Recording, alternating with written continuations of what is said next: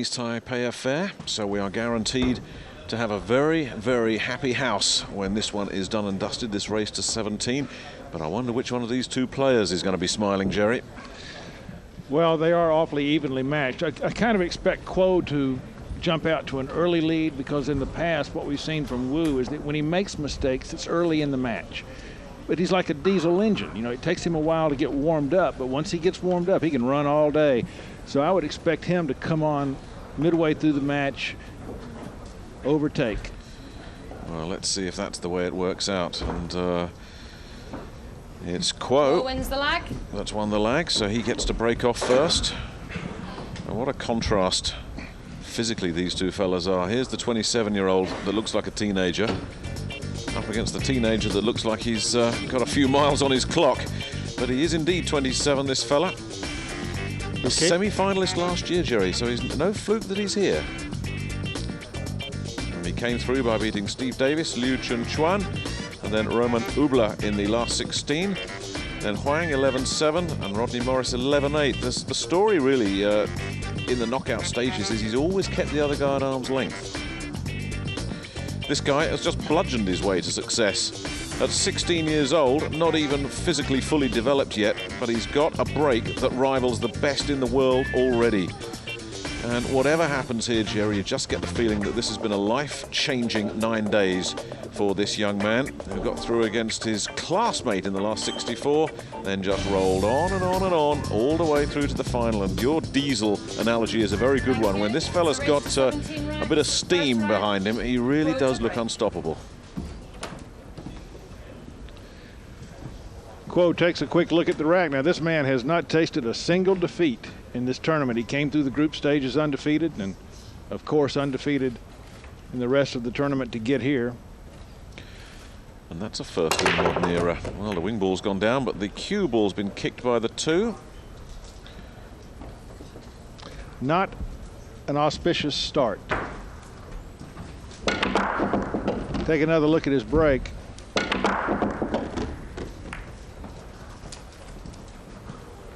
And the one ball and the cue ball, not an offensive opportunity here, unless he would wish to try that bank shot. I'm not sure it even clears the 7 to make that. So an easy safety, however. He can tuck the cue ball right up under the 2, sending the one ball away. And this man's happy playing safety, Jerry. It is one of his strengths. So he'll play cat and mouse all day, and he'll have to come up with better shots than that. This is a nervous start. It is. That was not at all typical of this man. He's come up very short of this shot. Well, if Po-Cheng is all about finesse, if he's a rapier, this fella is the blade. He will just hack his way through to victory if need be, but he decides to play the long game here. And is that good news or not? Because he's an offensive player, and now is he going to try and suddenly become a defensive player to battle this opponent? If he gets out of his own style, that's going to hurt him. And he's left a little sliver of a shot here, I think, for Kuo, who likes to play defensively, but if the shot is there, he will take it on. He hasn't backed into this final. He's played some shots. Well, where's that going to end up?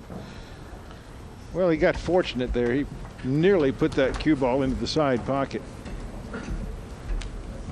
And an early mistake could really turn the early part of the match around. Jerry, aren't you seeing what we expected? As much as these fellas have tried to tell themselves, just another game, just go out and win the game, this is the final of the World Pool Championship. And if you're not nervous, there's probably something wrong with you. They see that big silver cup in their vision. It's got to affect you. Of course it would.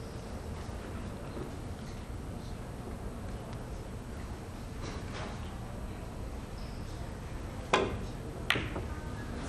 still we wait for the first ball to be deposited. And another good roll. I don't believe that cue ball peeks out behind the 9. Well, I think it'll thread through. Whether he can get an angle to pot it or not, I don't know, but he can certainly see it, Jerry. It's just getting the slide rule out to see if it'll go or not.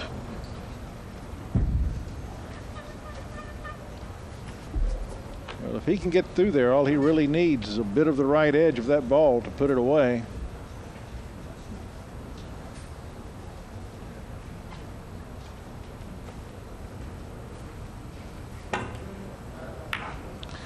And still it won't go down.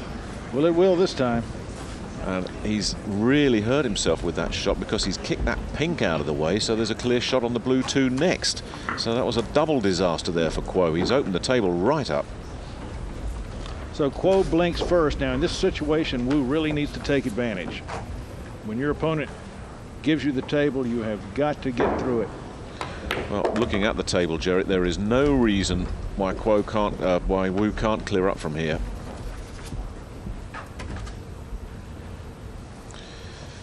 This was the one that really opened up. That 4 was obscuring the angle on the 2, and then Kuo not only missed, but he kicked the 4 out of the way as well. And Wu's got himself nicely lined up on the 3 here, and it does look like join up the dots time on this first rack, which took a while to develop. It did indeed, but this will ease his arm. Give him some confidence. Get him used to putting balls away. Well, he's built like a super tanker, isn't he? And like a super tanker, he's sometimes slow to get started, but when he is up and running, he will demolish anything in his path. That's what we've seen these last 9 days. If he gets started early, well, Kuo could be in trouble.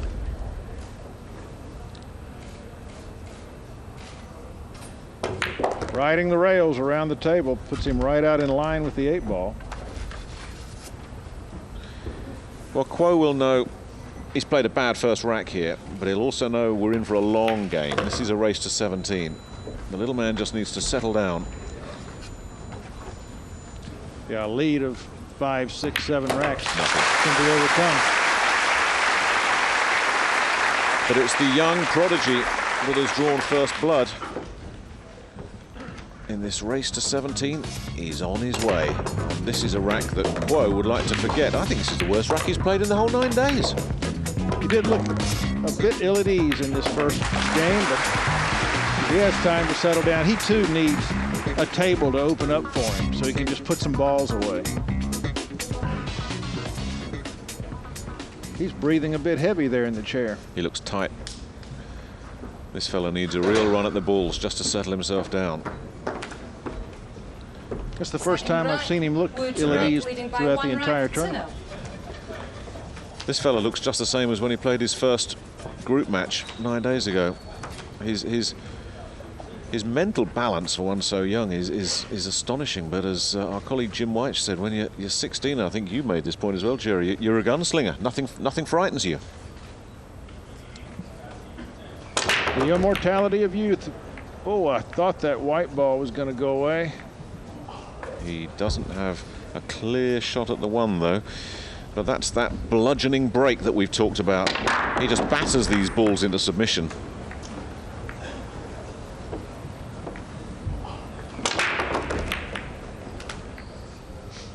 Teasing that side pocket. He doesn't want to keep that up. So he has options. Yeah, the push out, of course, is an option. Would you take it, Jerry, if you were in his position? Well, he has. Yeah, I think so. I mean, why not? You don't want to go for that one rail kick on the 1, even though it's makeable. Well, we saw him push out like that in the semi-final when he decided, right, I'm going to put a ball down. It shows real confidence to play a shot like that. It does, and plus that time he sort of cleared up this end of the table so that if he does get the first shot on the 1 ball, the table will be open for him. And it shows you that he believes he is going to get the shot at the 1 ball. Indeed. Now, Kuo, of course, can look at this where there's cueing hampered and a ball between cue ball and object ball, and might decide, in fact, has decided, I want no part of that.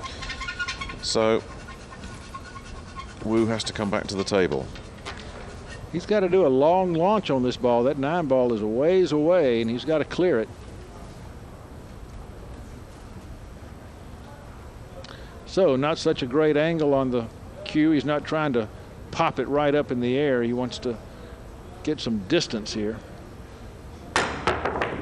Boy, is that throwing down a marker early in a world final. Well, it is, but his job's not over. You see at the end of this shot, cue ball runs across the other side of the table, and the 2 is blocked from the lower right pocket by the 8 ball. So he has to go the other way into the lower left corner.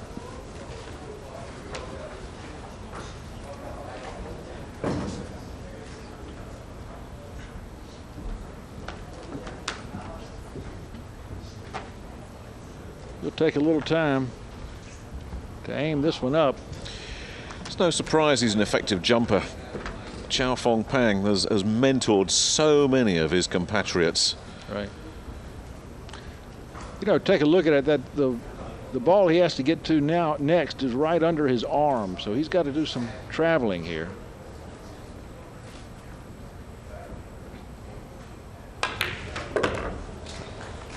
Wonderfully confident pot again. That is 2 sensational shots so early in a world final. Smart play, settling for the longer shot.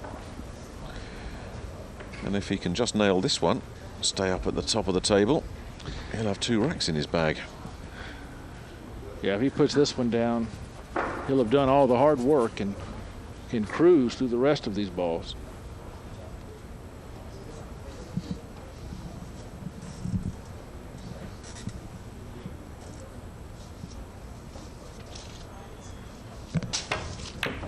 Oh, there's that early mistake. He's made it match after match. You've called it, Jerry. He'll make 2 or 3 early mistakes before settling down. And having done the hard work with those 2 previous shots, he'll be kicking himself over that one. And Kuo's got no alternative here. He can't go thinking safety and playing himself in. He's just got to go for this. Yeah, there's not enough to hide from here. He does have to go for this shot, and he's got to worry as much about position as he does about the shot. That 4 is not going to take much energy off the cue ball as it cruises by, and it's going to send the cue ball over naturally toward the left-hand side of the table. So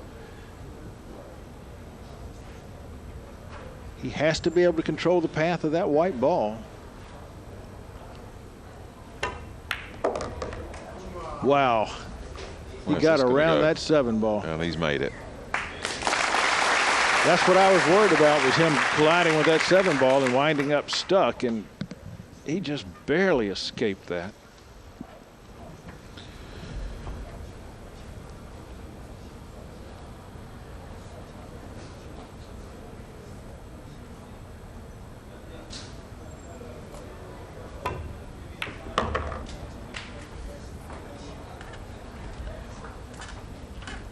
Well, still a little rusty. He didn't get out to mid-table like he would have preferred, and he's left himself a bit of distance here.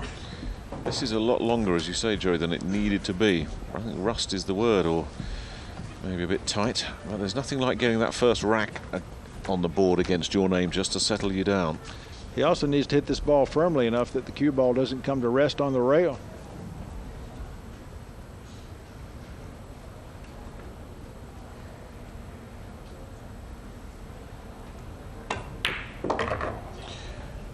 Well, he's got it off the rail. Has another long one to negotiate. This one closer to the pocket, however, not near the challenge, so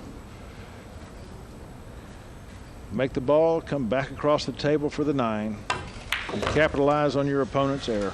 This will do Kuo the world of good as well, because none of these shots have been gimmies. He's had to do a little bit of work with all of them, and I think if he just cleans up here, this will really settle him down. Yeah, if he gets a clean break next time, that'll be all he could really ask for. 1-1 in the early days. Indeed, we have parity. We could be in for a long, long match.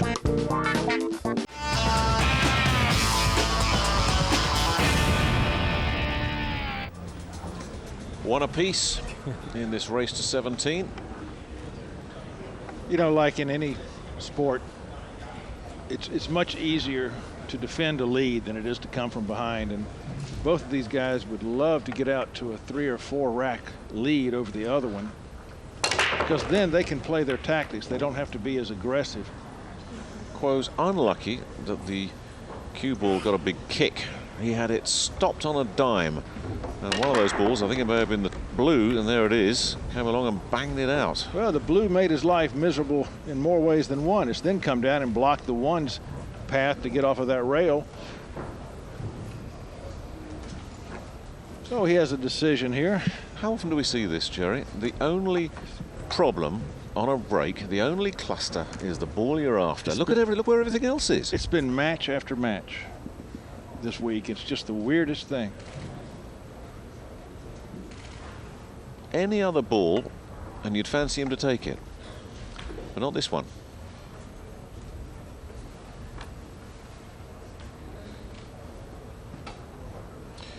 Well, Kuo in his interview, his pre-match interview, was saying he would slow this game down if he needed to. I think he understood Wu's game. Yes, smart fella. Get the other man out of his pace. He doesn't look like he's considering a push.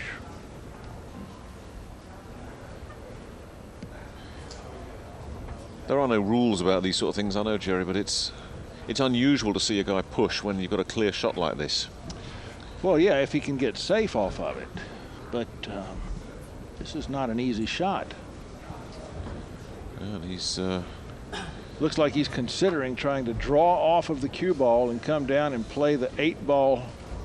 I mean, off the 1 ball and play the 8 in the corner. No, he is going to play a safety. Just duck it up behind the 2. Okay. Well, I wonder if Wu might fancy a billiard out of this. I don't think he's got enough ball. Not achievable. Not enough angle. He can certainly see it, so he can get a contact. Well, what he can do is just slide that 1 ball into the rail and then back up against the 2. If he can just nip the edge and then send the cue ball around the table 3 rails, that would be an excellent safety. But he's going to go for something quite different. That was a very gutsy move.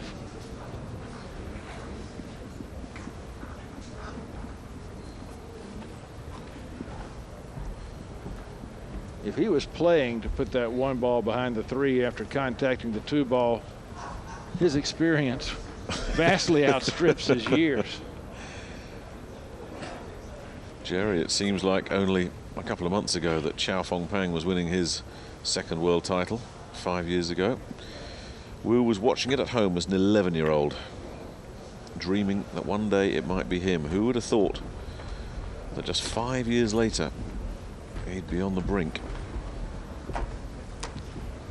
Each man keeps leaving an edge of the ball out for the other fellow to work off of. So if that continues, we're going to have a bit of a chess match.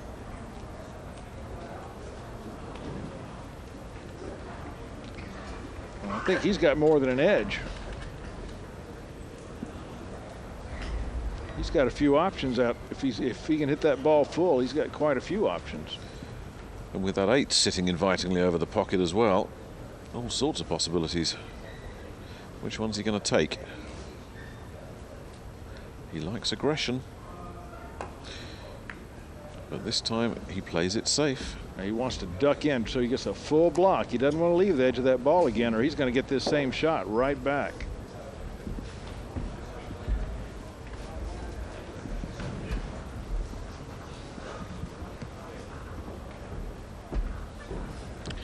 This is just a game to see who makes the first mistake.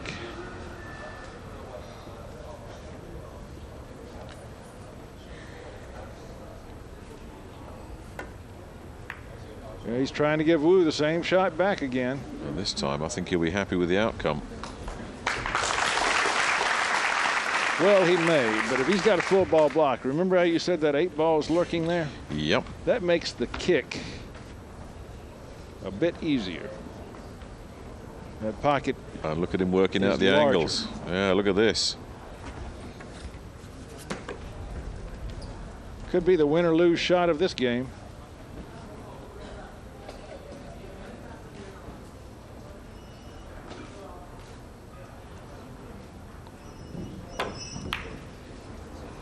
Oh, will fate smile on him? No. Nope. Or has he got away with it, I wonder? Well, he has gotten away with it, but he's left Kuo now with a ball that he can work to any point on the table he wishes. So he's not going to be sitting in his chair happy with the result of this. That was the kind of shot, Jerry. We've seen the fates, as you say, they've smiled on Wu in the past, not on this occasion.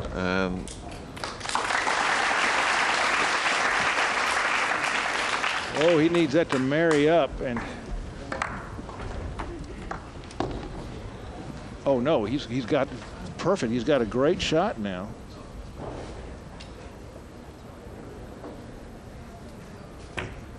You can hear Nick, right? Well, it's amazing how quickly these racks open up. Suddenly, just like that, all the headaches seem to have been cleared away. If he can just get position on the 3 after this 2, he'll be up and running. A little straighter than he'd like to be. Still, he's got enough to work with here. Oh, boy. Good grief. Now that is very untypical. We had not seen cueing errors from this man. What? Not as stark as this, Jerry. Well, he's trying to cheat that pocket a little bit to get out further on the table for the 3. Surprised me that he would go to that extreme. He didn't need to be as far out as that cue ball landed. So both men have turned the table over on errors. I'm still catching my breath from the last one, because Wu, we've seen in his previous matches, whilst he goes for his shots early, until he really just settles down, he'll give you a little mistake once in a while. Kuo, I can't recall a shot like that. Now, he doesn't let much light through the blind.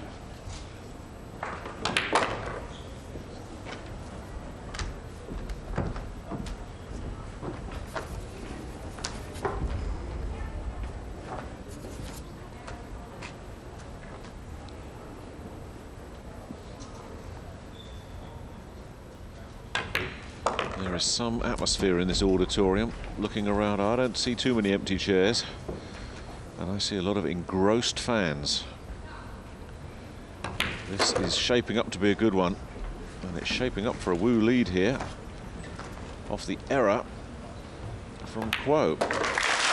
Well, no grand margin as yet, but Wu now leads 2-1, and with the break, could stretch that out a bit, could get a bit more comfortable. There's that huge error. And he has to get that out of his mind. He doesn't want that haunting him on every trip to the table. Well, here's a proud man. It's the president of the Chinese Taipei Billiard Association, Mr. Chun. Boy, he's got a lot to feel happy about with life, hasn't he? Not only has he got 2 Chinese Taipei players through to the final, neither of whom were particularly predicted to go through, but they've also put on a pretty good show here in Kaohsiung. Leading by 2 ranks to 1. The first time this very ambitious sporting city has hosted the World Pool Championship. It's the first major global sports event that's come to this city, but by far from the last. This place has got some plans, Jerry. Yes, they're going after all sorts of international sport with that announcement of the World Games. I'm sure that won't be their only event to come up. Look at this. Well, let's put 4 balls away.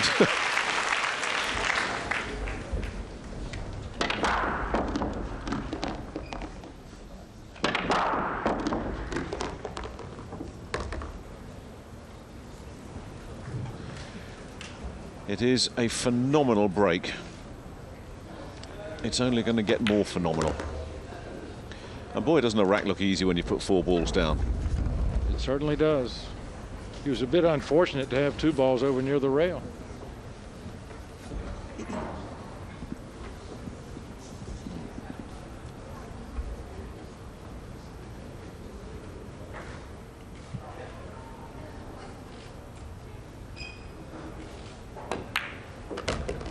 With that clear, this is just a very easy exercise. Should be. But it's still in the early phase of the match, when Wu will sometimes leave one hanging out there, but he's got this cue ball dead center on the table. And this really shouldn't be much of a headache for him. 3-1 now. Oh, Jerry, how many 9 balls have we seen miss these last 8-9 days? Well, I'm giving this one to him. Well, he's not going into the right-hand pocket. That's where all the problems have been.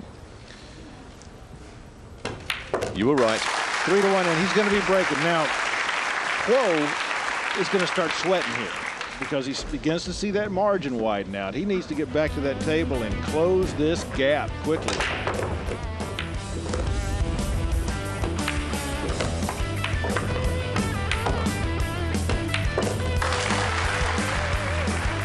Yes, I think Kuo will be sweating because the margin is growing, and Kuo's just stepping up to the table there. Just have a word about something. Well, Michaela had put the 3-ball in the front of the rack, so Kuo gets up and says, "No, let's put the 1 out there." And she says, "I think we should." Well, I'm glad she did that because I was starting to wonder if she was human. First mistake she's made since she's been doing this thing in the last 7 years. We caught you, or rather Kuo did, in 3, maybe 4 hours. Rack 5, Wu to break, leading by 3 racks to 1. That pot will be in the ownership of one of these gentlemen. And the worry from Kuo's perspective, just going back to what you were saying, is if Wu's breaking like this, this might be a long wait for Kuo to get back. It could be, and if Wu is now comfortable at the table, if he's sunk enough balls to feel at ease, oh, we know how dangerous he is, but he's got to have a break. He's got to have a shot here. And does he? Is that orange going to stop? 5-ball, I believe, has... hard to tell. I think it's nipped him. I think it's nipped him. It's just a quarter rotation too far, isn't it? He just wants it to lose velocity off that rail, and it doesn't now. Sometimes they just seem like they won't stop rolling. And mentally you're screaming at them, "Stop, stop." They never do. They don't hear you. Has he got enough? Can he chip it in?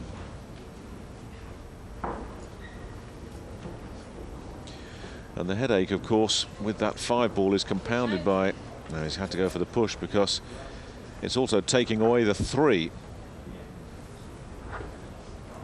So there's a problem with this. And there's a possible 3-9 combination lurking there as well. Yeah, but you got to get there. I mean, the big problem on the table right now is the 3-ball, and it's the next shot up. After the 1, you've got to be able to do something with that 3-ball, which means you need the cue ball down here on this end of the table. Yeah, that 5 really did some damage with that roll, didn't it?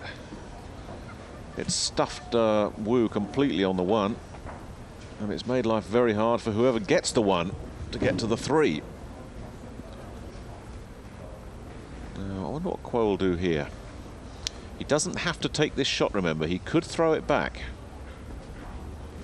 I think he'd rather control the table. He can, with the 3 and 5 down there, he has a bit of a nice blocking wall to hide behind. It's just a matter of, is he comfortable trying to get there? He's not sitting down. He's still stood up, surveying the scene.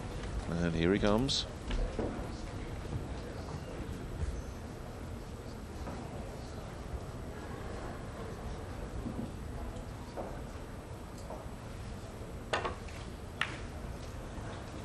That's where he's going for. He's trying to hide behind the 3 and 5. I don't know. I don't know either. But again, even if he has a shot, what's he going to do with the 3-ball?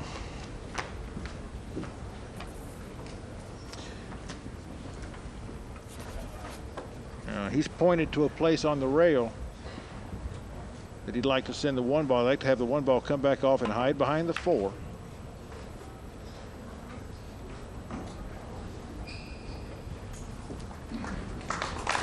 Boy, That's a useful looking shot. that's a very useful looking shot.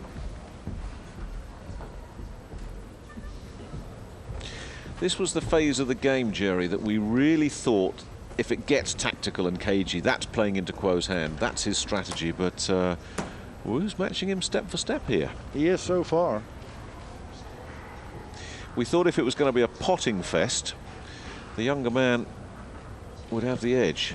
This kind of match we thought would play to Kuo, but not so far.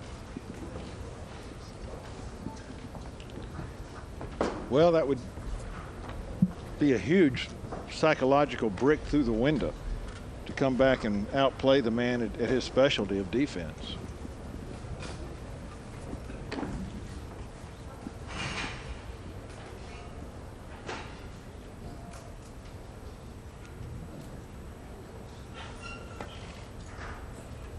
Oh, what a tender touch shot. Beautiful.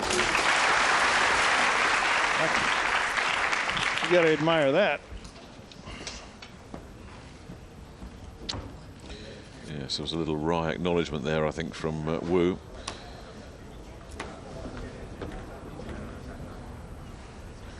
So now it's Wu's turn to work out the angles. And as you say, Jerry, the headaches begin once somebody pots this one.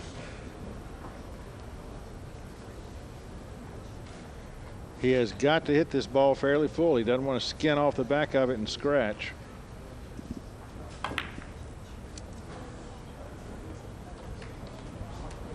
Well, another good result.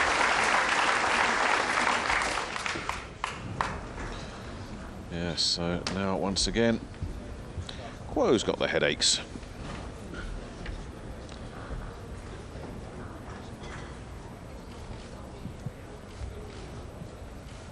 A little masse around that pink. Yeah, he's just going to squeeze around. He's missed it. Oh, he's missed it. Ball shot. Well. Ball in. And not only that, oh, he's actually got a bit of luck there that he's married up that 3 and the 5. He didn't mean to do that. Yeah, but Wu's going to be able to take those balls apart right here, and this is exactly the result that you're looking for when you get into a defensive war with someone, to wind up with ball in hand. Boy, there is nothing going right for this man at the moment.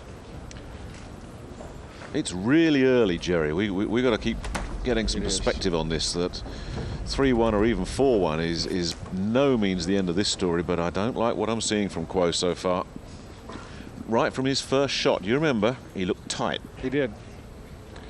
Now, will he break these balls apart, or what he was just measuring is if he goes down to if he puts that cue ball around where the 9 ball is, he can send the 3 ball away, leave the cue ball right next to the 5 ball, and Kuo would just have no options. He would have to be kicking wildly to hit the 3 ball. Oh, you're kidding me. He's trying a 1-9 combination. He's not. That's what he's measuring up. Hey, well, if the rack's a headache, short circuit the thing. You think this guy? Oh, no, hang on. He wants it, doesn't he? He does. He wants it.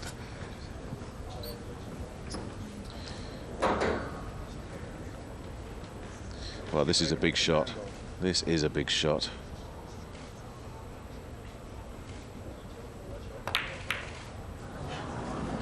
Was he going for it? No, his mouth dropped open when he finished that shot.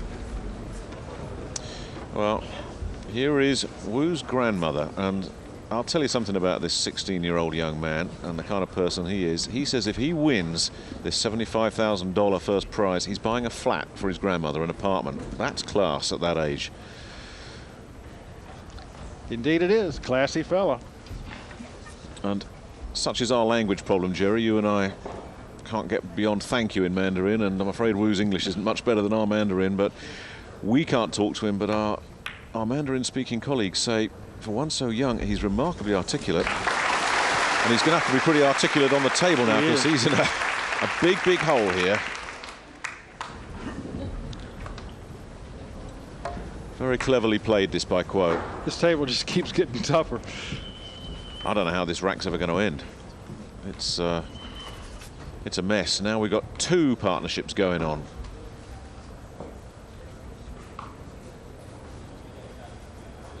Referee better be sharp. Got to watch this hit. Well, no, you don't.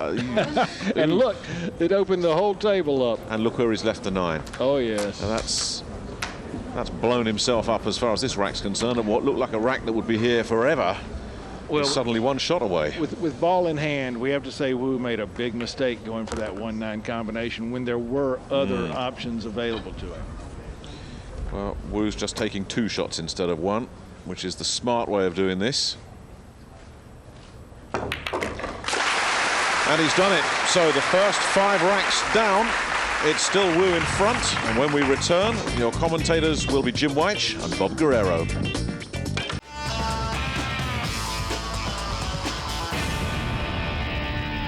Well, for me, Bob, I think Jerry Forsyth nailed it when he said that was a glaring mistake, that 1-9 combination. I thought he had other options there, certainly with ball in hand, to come to the table and attempt a very difficult 1-9 combination like that.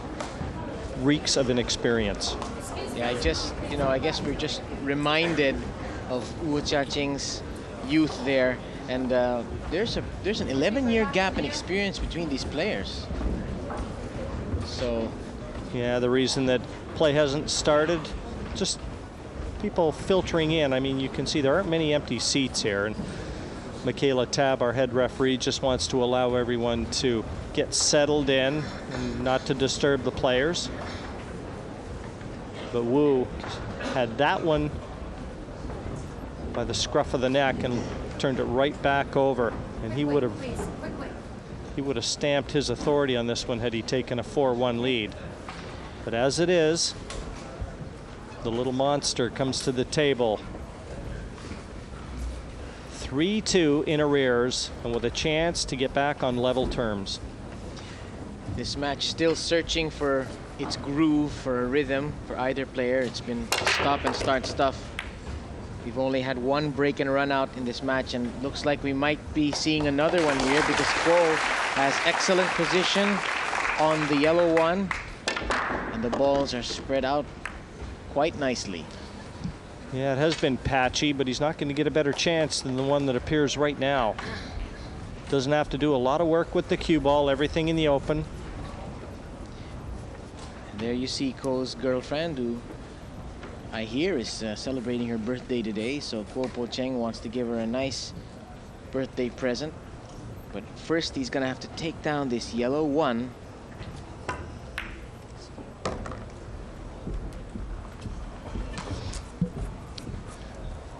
In fairness,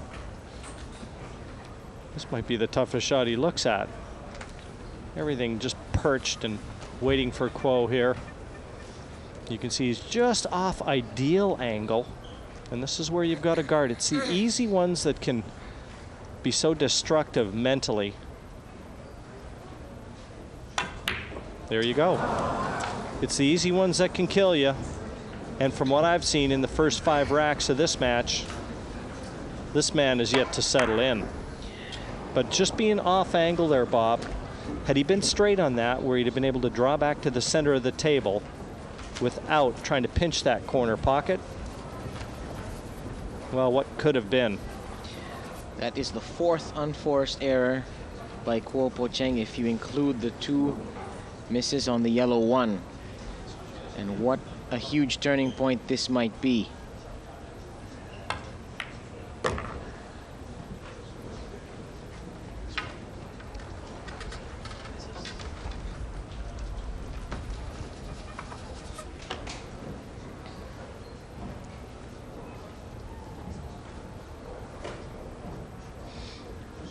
Now, a 16-year-old, when he starts to get his tail up a little bit,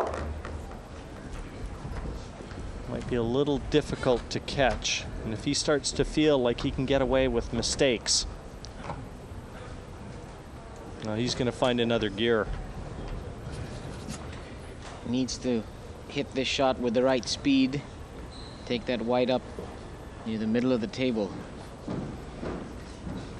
That's right, Bob. Ideally, he'd like to get past so he doesn't have to nudge into the 6, and he hasn't quite landed as far up table as he would have liked, so he is still okay. He can draw out and play the 6 to the same pocket. And you know, Jim, we look back in our lives and what were we doing at age 16? What were our concerns? Schoolwork, friends, hanging out, and this guy. Oh yeah, I was in school every day, hard at work, Bob. Yeah. There's the 9 ball. Wu Jiaqing has seized the initiative once again, capitalizing on the error by Kuo Po-Cheng. He leads now 4-2. The path to victory really paved by that miss. The unforced error again from Kuo. He's got a lot of negative thoughts that must be swirling in his head. He's got to try and live for the moment. The most important shot he's going to face will be the next one. A lot easier said than done. The biggest moment of his young life.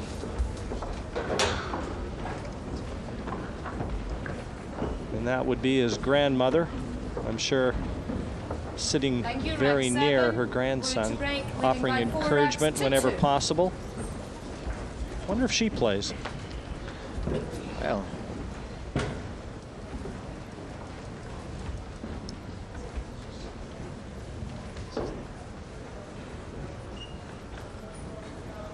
Wu Jiaqing to break. Let's take a look at this powerful break there that he's been using to devastating effect this week, and he's landed very awkwardly here on this two. It's almost on the 50-yard line, Jim. Yeah, he drew the cue ball into that cushion, and he's been breaking. The one thing I do like about what Wu's doing is he's experimenting a little bit. What isn't working, he's willing to change, and that shows a lot of maturity. Yeah, but there's one thing you must know about Wu is that he almost always, I don't think I've ever seen him break from the right side on the picture right now. He always breaks on the left. There was a tournament in the Asian 9-ball tour where everybody was breaking on the right, but he insisted on breaking on the left and came up with 6 dry breaks in one match that he lost to Gandhi Vallier. So let's see whether if it appears that the table is breaking easy on the right, whether he moves over. Right now he's come up with an excellent safety here. That cue ball super glued to that lower cushion and the orange 5, and this is on Kuo's table. It's the Wu Jiaqing bobblehead doll, and well, not doing any bobbling at the moment, but maybe that's the lucky charm there from the little monster. Yeah, it looks very close. Kuo's having a good look. He would ideally like to be able to get this off one cushion and that way play it at a bit of speed. But I'll tell you what, he's got to spin that cue ball, and where that 5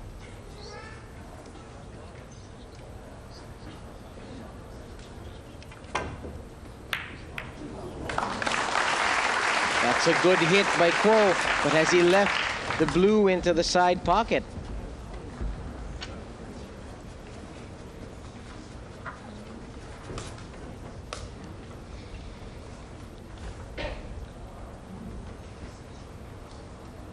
Nice angle here too, Bob. Bring that cue ball down the right-hand side of the table. Play the 3 bottom left. Just stun over, and now he'll just want to get the white back up to leave himself an angle on that pink 4. Well, he's superstitious as well. This on Wu's table, he's got his little, well, I don't know if it's a lucky charm. I guess the store ran out of bobblehead dolls of Po-Cheng, so he couldn't return the favor. Now, how does he look here, Jim? Is he a little bit straight on this pink 4? Yeah, this is the big shot in this rack, and I think he'd like to have come back a little further. He's got to avoid contacting that 7, and this is going to be played at a lot of pace.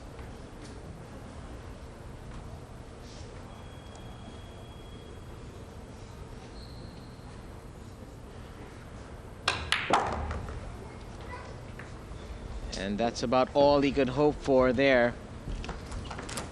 If he was a little bit straighter, perhaps he could have avoided that black 8. Instead, he's cannoned into it, and from one test, we go to another here for Wu Jiaqing. He's got a lot of cue power, Bob, doesn't he? You see the way he cues. He sights very low on that white ball and almost loops the cue. Yeah, he's very, very smooth, very flowing.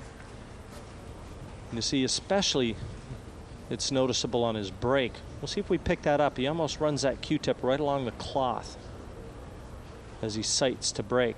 Very unique.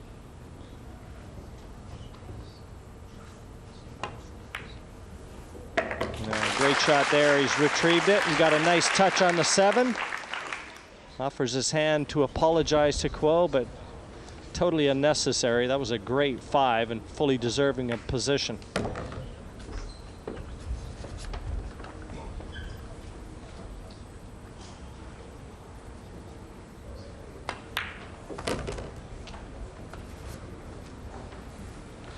And the simple 9 to take him into the comfort zone. He's 3 racks clear now, 5-2, and looking good value here in the World Pool Championships. More to come from Kaohsiung.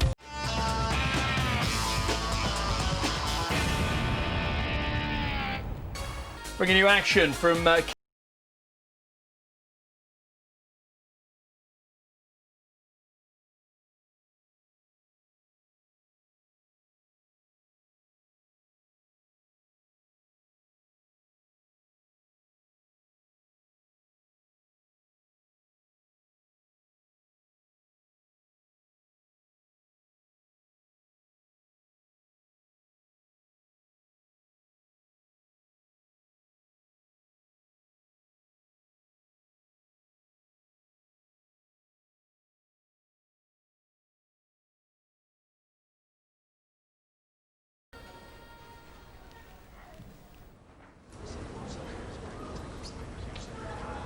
See if we can get a look at his tip, how he just runs his tip right along the bed of the table. Very unique. Look at that, right into the cue ball. And then comes up on the last swoop. Tries to nail that white right in the middle, Bob, and does a pretty good job of it. He's made the wing ball, but he has a very thin cut on the lowest numbered ball, which is the yellow 1. That white ball bouncing around just a bit. Hey, he'd like to be right-handed for an instant. Another look again, just bends that cue. A lot like Mike Siegel, nicknamed Dr. Hook for that very reason. Or Captain Hook, sorry, Captain Hook, because he hooks that cue. After he breaks, he just bends it into the cloth. I wonder if he went to the Mike Siegel School of Breaking. Well, now perhaps he'd like to go to the Jimmy White School of playing with the rest here. He needs to slip this one, and it's so difficult to control speed on shots like this, Jim, because this White's going to be going up and down. He's got to get that rake out of the way as soon as he strikes the ball.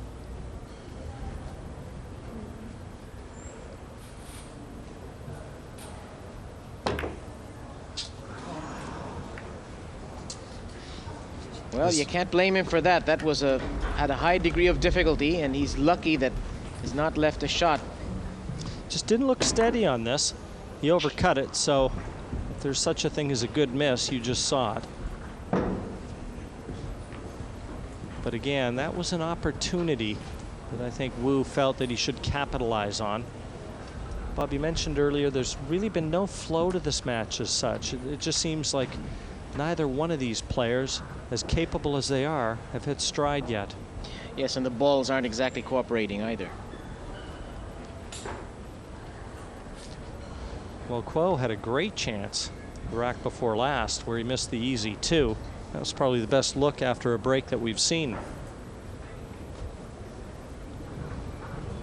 You know, if you were a punter and you fancied Kuo's chances at the start of this event, you could have got 100 to 1.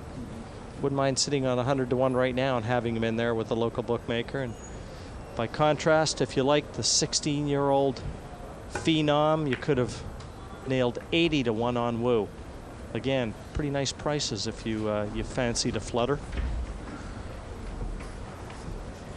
And it is not clear to us here whether this one goes, and that's pretty close, Jim. You think that conclusively shows that the one goes down into that corner pocket? It's awfully close. That pink just might be in the way. Yeah, that does look close, Bob. Certainly a chance. The 5 that he's queuing nearest looks as though it's very awkwardly placed, and from the 4 to 5 is going to be a tall order. There's your answer. It went down quite comfortably, and it seems that the key shot coming up here, Jim, is 4 to 5. Absolutely, and you know what? He's going to be able to leave himself a very nice angle to drop right in behind that 5.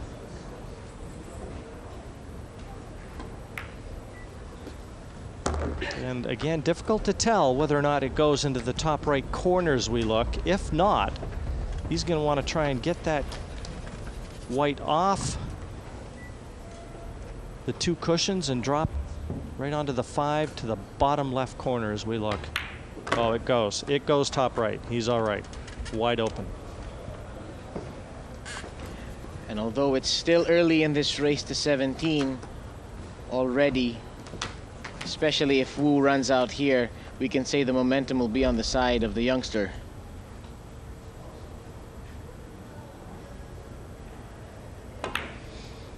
Important though, Bob, that he capitalizes when he gets the opportunity. You know, you can build up a very useful lead. It's a race to 17, so there's still a long ways to go in this one. And you know there's going to be a lot of hurdles that are still going to be encountered by both of these players, but you build up a useful lead and it almost allows you to fade any little bit of bad luck that might come your way. Wu was very fortunate in his semifinal match, at least in my opinion, and I'll try to be objective with this, but I really did think that he had the running in his match against Manalo. It seemed like he got away with a lot of misses. He's not missing much here, though.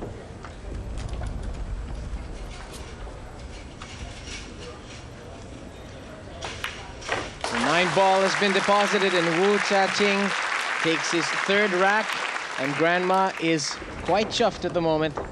He leads 6-2 in this race to 17 against Po-Cheng.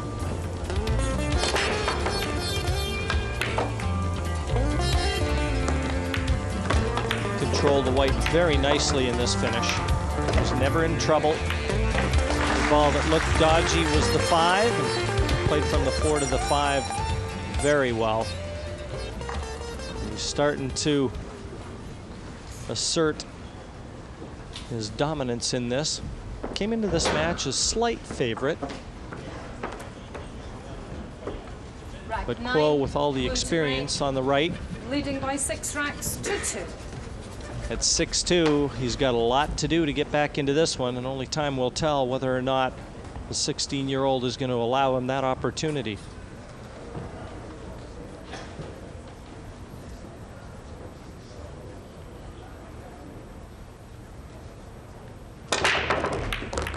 He gets into another break, makes the 1, makes the blue 2 as well, and is left a long but makeable cut. Wu Jiaqing, for the viewers in Asia, will remember him as a finalist. This is already his 2nd big televised final. He was a finalist in the San Miguel Asian 9-ball Tour Singapore leg. He tripped up there against Gandhi Valle of the Philippines, but he's on a much bigger stage now. And this one, he just has to cue this sweetly. I think it's almost natural position for the pink 4 right after. It's a big shot he's facing right here, but he's going to have to roll this to leave the cue ball on the left-hand side because the pink 4 isn't available to the opposite corner, so he's got to keep still.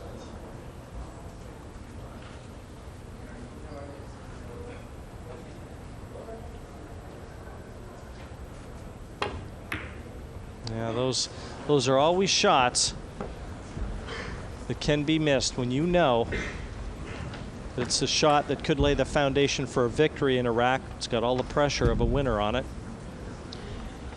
Well, Jim, as your buddy Billy Incardona might say, he hit that shot roughly. But he's left a bit of a strange looking cut shot here for Looks like it passes to this bottom corner, Bob. If it does, a gilt-edged opportunity for Kuo to get right back into it. He may have to play this off the rail, you think? That's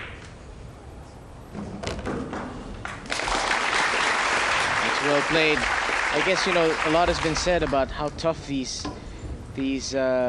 pockets are, but really, when you're playing it at that angle, as long as you hit it with pocket speed, they can be quite forgiving. And I've also noticed that as long as you catch the near cushion, ones that have been wide, you know, very similar to the 3-ball that Wu played, the pockets aren't accepting the ball You play narrow, it seems like they're playing a little more generous, but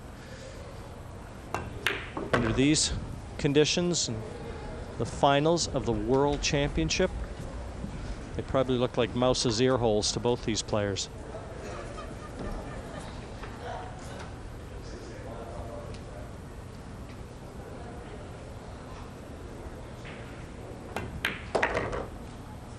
He doesn't want to be straight on this. He might have a little angle to be able to force this off that side cushion.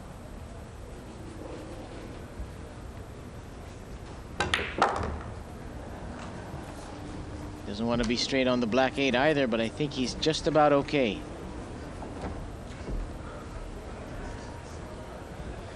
What I do like about both of these players is when the table is at their mercy, they just get down with the business at hand. There's no hesitation, there's no going back to the table, wipe their cue down, they just get down and knock the balls in. The 9 deposited, and he claws one back, 6-3. Wu still in command, but it's going to be Kuo to break off, and you know she's happy about that one. She wants to see her man back at the table. He's got a long ways back in this one. 6-3 still in favor of the 16-year-old. But he's got the break in rack 10 to make further inroads into this deficit. I think, Jim, looking back at the history of this event and in the final, you know, you see lots of upsets in the knockout rounds, but if you see the finals that we've had, it's been very clear that the better player usually comes to the fore. You know, Efren Reyes versus Hao Ping Chang in 1999, Chao Fong Fang against Ismail Paez in 2000. Mika Immonen, of course, outplayed Ralph Souquet in 2001. 2002 was very close. 2003, Thorsten Homan.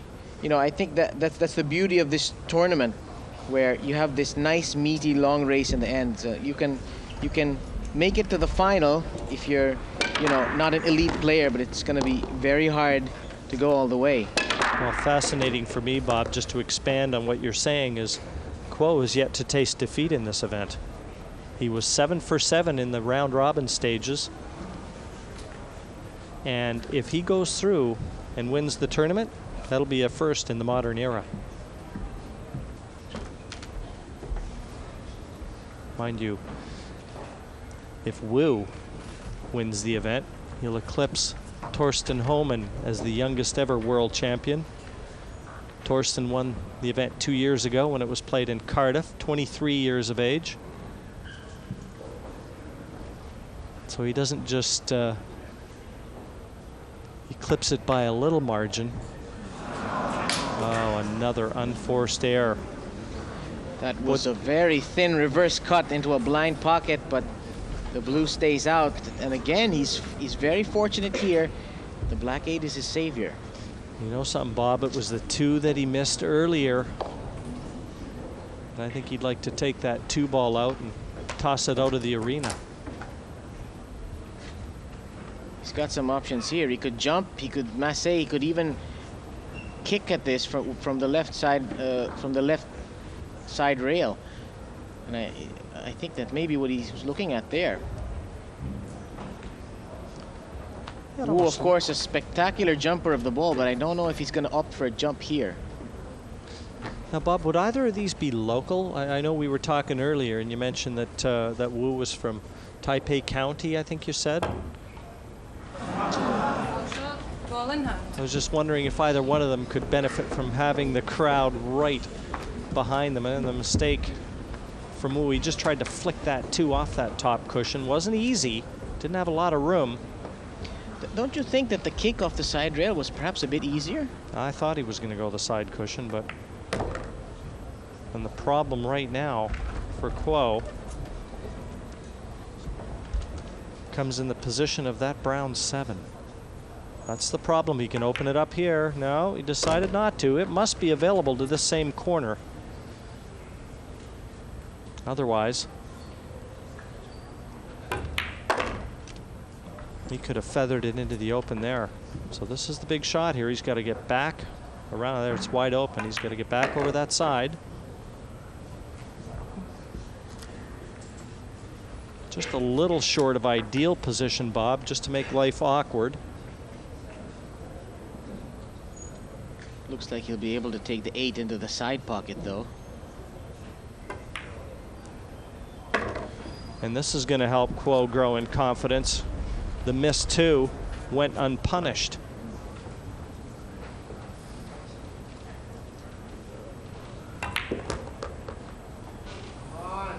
He needs us to slow down, I guarantee you. I thought he was going to overrun it there. I was going to say, boy, this is a huge mistake, but 9 to the bottom right corner to get back to 6-4. And 6-4 confirmed here in Kaohsiung. It's heating up to be a photo finish. You do not want to miss it.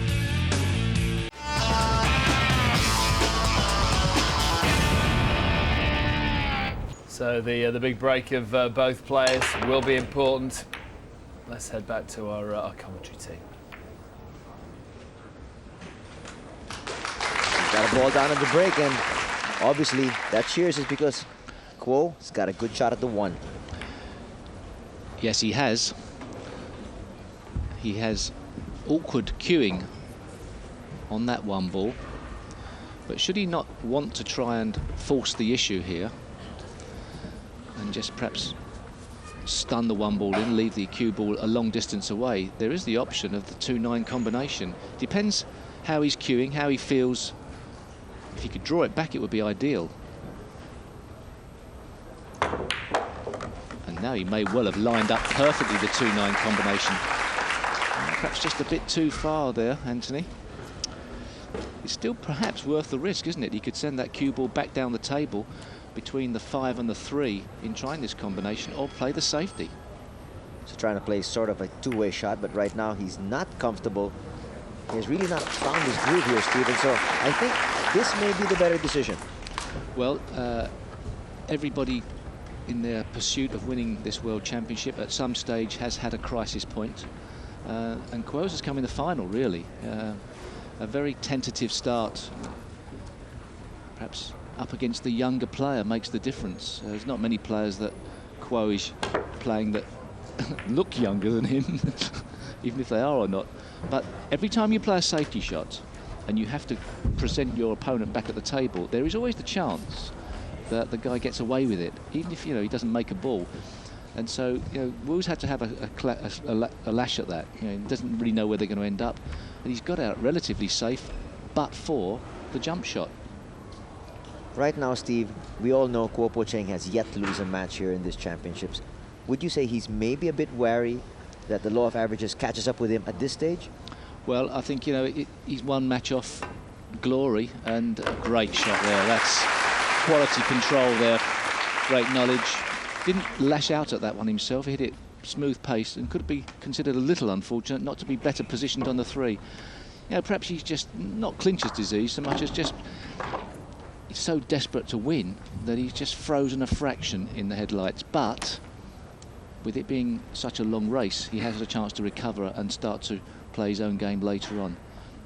Right now, we've only gone through 11 racks here, Steve, and Kuo Po-Cheng's got 5 errors already as compared to 7 from Wu Jiaqing. So obviously, this is not the kind of start both these gentlemen wanted to have. No, but judging by the body language of the players, I think Wu's capable of recovering from errors easier than Kuo is. In a way, it doesn't seem to affect the 16-year-old as much. He just gets on with the flow, a bit like Marlon Malino. The only way that it would become difficult for Wu, should he start to make errors, is if Kuo starts to punish him severely for them. Obviously, that's not happened. So I think perhaps the older man is affected more by any errors. But you know, you can play your way into form, and this looks to be what Kuo may be doing now. It only needs a couple of good shots at 9-ball pool, and you're back in a sort of positive frame of mind, really. As I say, having the confidence is probably 70% of the battle won, and right now Kuo Po-Cheng with just 2 more balls to manage, and he's going to draw within 1 of Wu Jiaqing. Asking for the rake.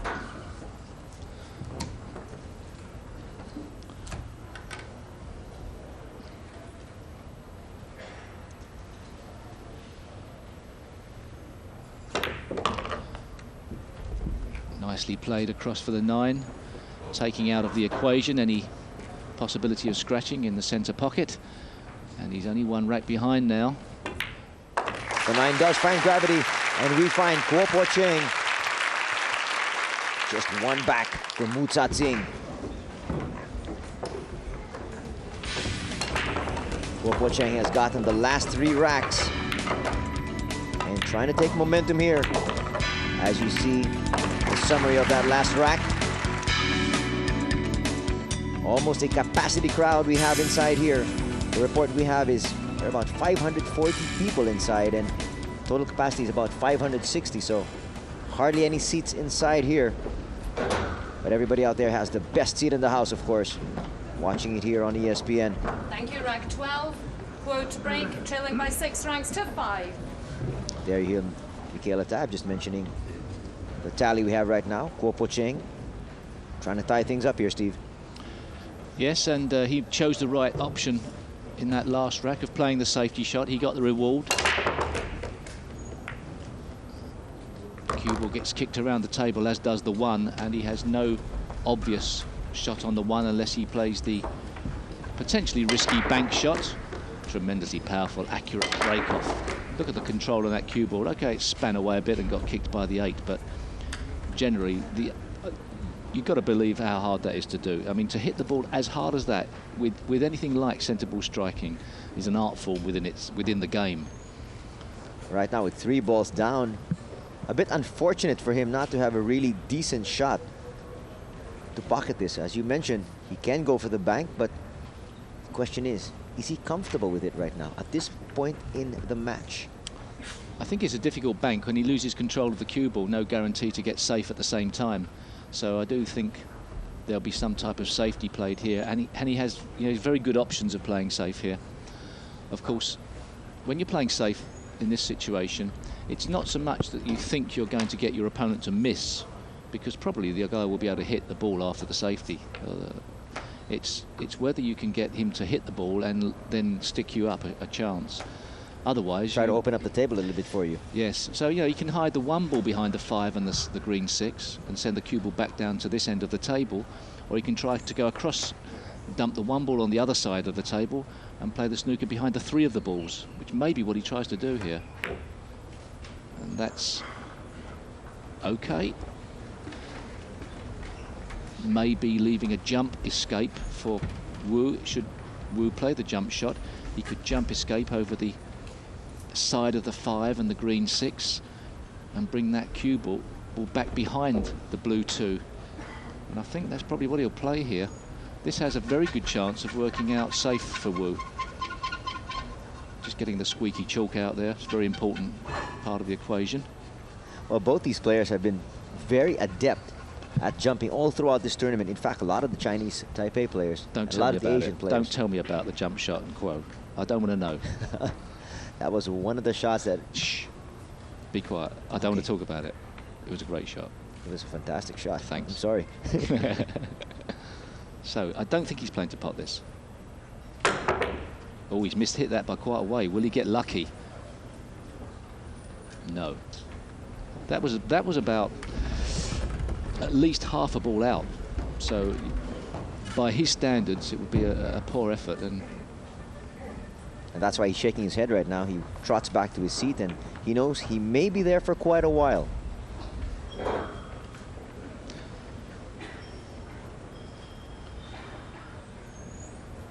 So Kuo Po-Cheng has missed a couple of lame ducks sitting there in the pond. Well, if he gets too many chances at some stage, he's going to start to play well. Very rarely does a player completely collapse in a final, especially as he's shown so much form throughout the week. And I would venture that he looks a lot more relaxed around the table now than he did at the start. A little bit tentative to start off with this match. Well, in fact, both these players started off very tentative. In the very first rack, each came up with a miss. Sometimes it's catching. One player misses, the other starts to get a bit jittery as well. But I would expect, perhaps now that the scores are back to level, for Wu to start to fire on a couple of cylinders as well and start to become more competitive perhaps as the nerves wear off and you get much more into the game, you start to just compete. Forget where you are and how important it is. But Kuo has done his job very well in getting back into this match from 5-2 behind. He's got to feel a lot happier now.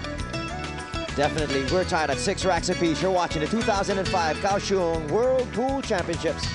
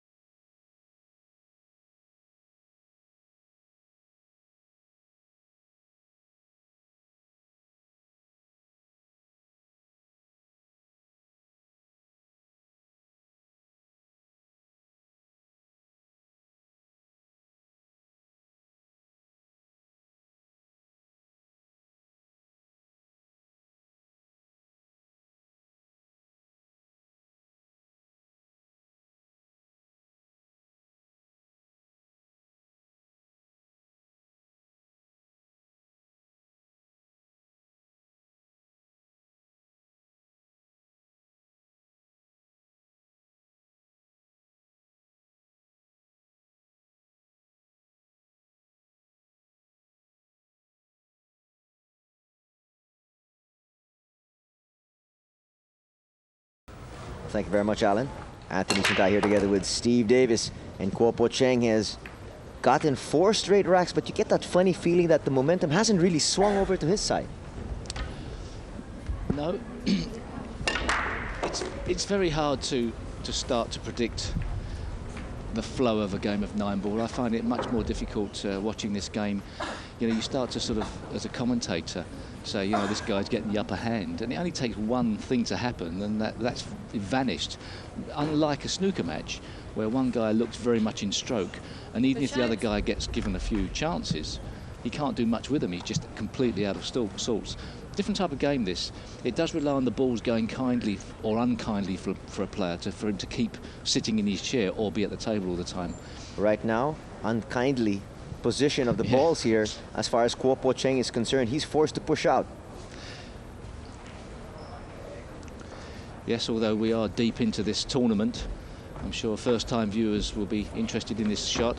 The player can nominate a push-out, and he doesn't have to do anything with the ball, can play just a foul stroke effectively, can hit the ball anywhere he likes, and then the opposing player can come to the table and choose whether he wants to play this shot or put his opponent back in again.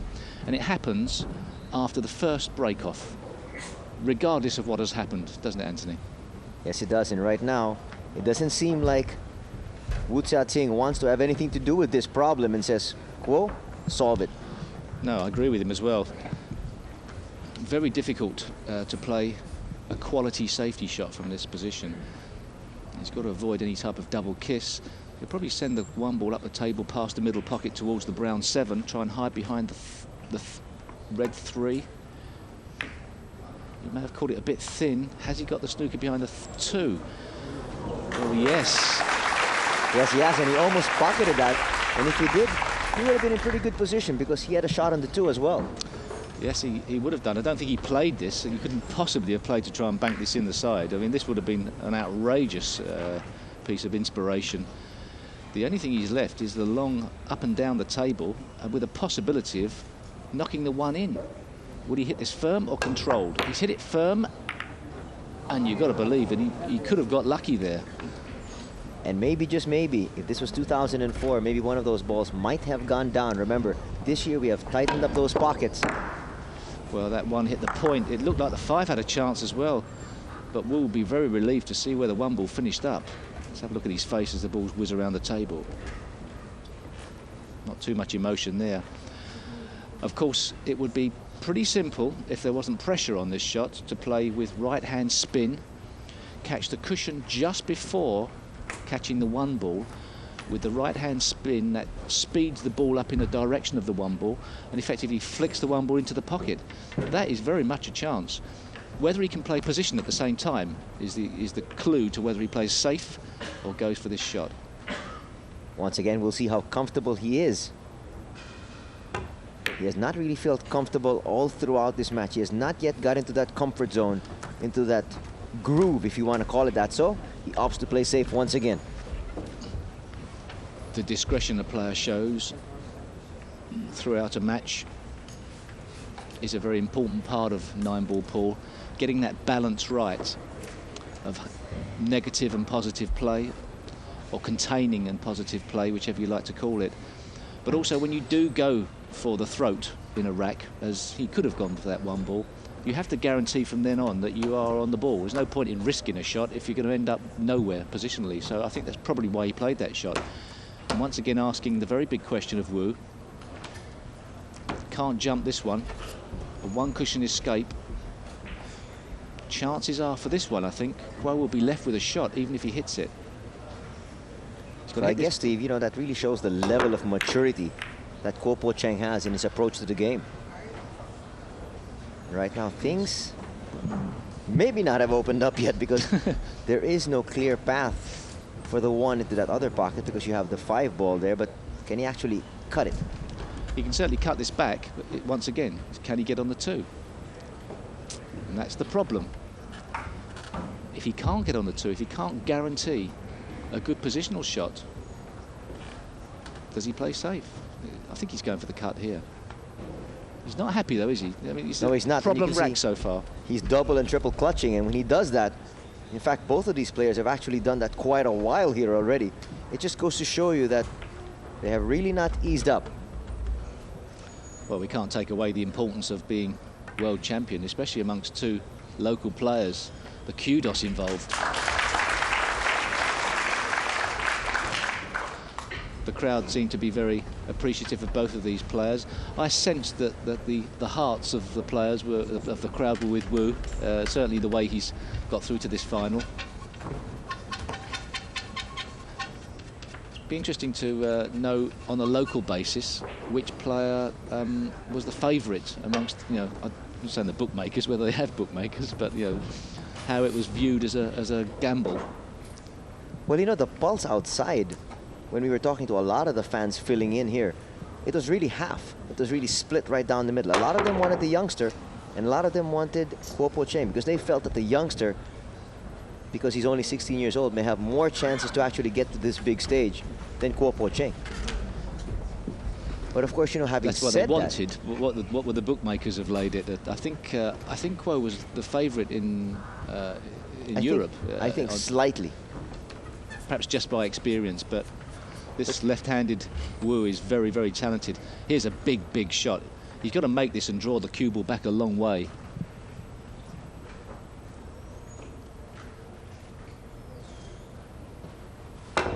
Trying to open up this rack. What a He shot does so. that is. He forced that into the pocket. Yeah. Does he have a good shot at the 2?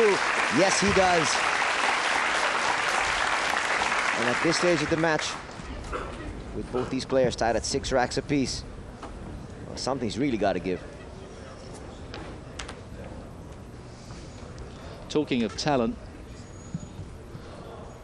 speaking of talent, Kuo's not short in that department.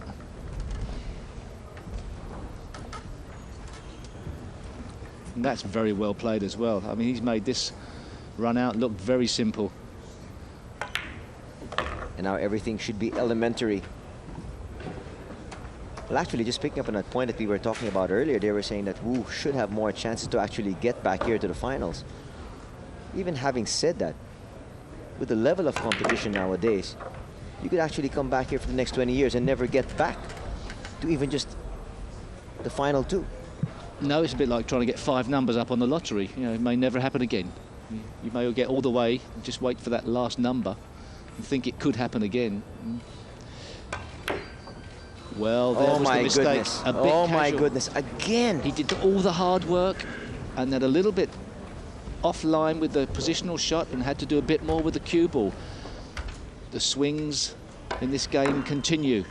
And you know, Steve, we've said it time and time again for not just this man, but for a lot of the players, even for Wu Tsat-Sing, taking a lot of these shots for granted. Well, 9-ball pool is a game of great positional play and great shot making. And you make a great shot, and a couple of them like Kuo has made earlier in this rack, and you think the hard work is done, and then you ease up for the ones that are a little easier than they would be under normal conditions. And here he has just handed a fantastic gift to his crosstown rival. And my goodness, he's going to take advantage of this, Steve. Well, he should do as well. He must be inspired by the mistakes that Kuo's coming out with. Wu Jiaqing pulls forward here against Kuo Po-Cheng, and Kuo Po-Cheng can only just shake his head in dismay. Well, of the relative merits of the players, I would venture that Wu is the more talented of the two. If you're talking about raw ability, Kuo has obviously got experience on his side. He's not short of talent in any way.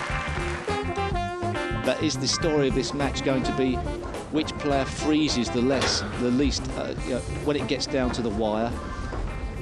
When it comes to that situation, I always favour the talent over the knowledge.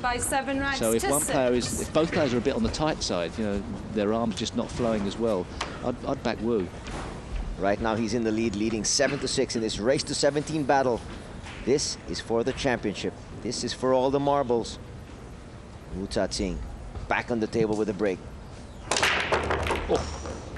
Look, he put all his weight into that. Once again, he just what a break that hammers was. it.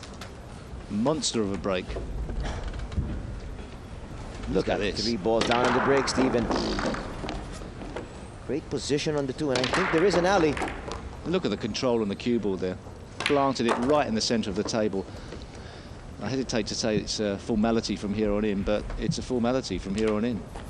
Well, we've said that a couple of times already in this match, and we've shot ourselves in the foot. That's what we're here for as commentators. You have to do that. We have to go out on a limb, huh? Actually, it's the players shooting themselves in the foot, because they're the ones really with everything to play for. Right now, Wu Jiaqing calling for the bridge. And he just goes through this rack quickly. Yes, the good thing about that is it magnifies the mistake by Kuo. The shock factor anyway. 1 minute Kuo looks like being 7 in front with win a break. Next minute he's 8-6 behind and Wu's still at the table. And a lot of times when this guy gets on the table, he hardly relinquishes it. Another testy shot on the 8. He passes that one. Now the elementary shot on the 9. But so far, in this entire tournament, nothing has really come simple. Kuo Po-Cheng just wondering, when will I get another chance? As far as this man is concerned, he wants to park Wu on that seat for quite a while. I like the composure he's shown there. Yeah, he's not taking this for granted, even though it's a relatively easy shot. Straight in the middle there. He knocks it down, and he now leads 8-6 in this race to 17 battle. You're watching the 2005 Kaohsiung World Pool Championships.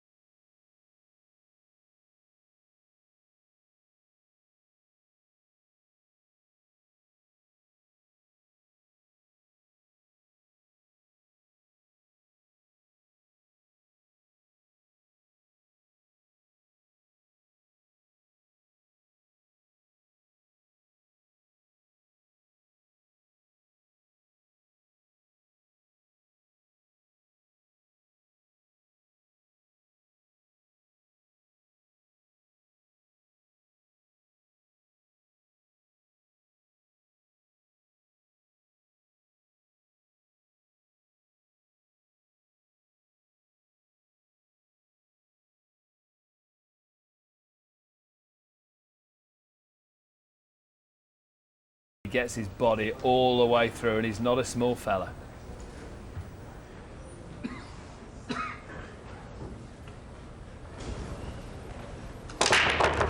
That was only his second break and run out, Steve.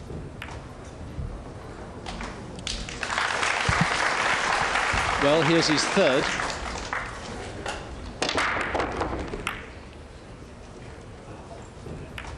Some work to do from getting on this 1 ball to the 2 ball. And this is where knowledge around the table is all important. Well, he chalked his cue and then miscued, so he can't blame the fact he didn't have any chalk on the end of the cue. Right now he's shaking his head. Watch it again. Boy, what a time for him to miscue. And now you mentioned this could have been an easy run out for him now. A couple of hurdles to try to skip and jump. The safety options don't look marvelous, only from the perspective of getting a good safety rather than a containing one. Perhaps he's got to just take a little bit of a risk in how he plays this to try and get a good safety. Oh boy, he's blown this one. And by a huge margin. Overhit that by some way. Wow, that's probably the worst shot I've seen from Wu Jiaqing. Neither of these players, obviously he was upset by the miscue before him, but neither of these players seem to be able to get a grip on this match. Is it destined to go all the way? Well, it's been a long, drawn-out affair here. Well, the fans wanted a slugfest, and right now, it seems like both these players pulling their punches.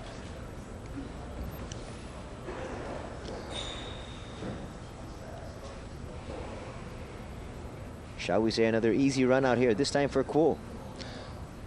No, let's not do that.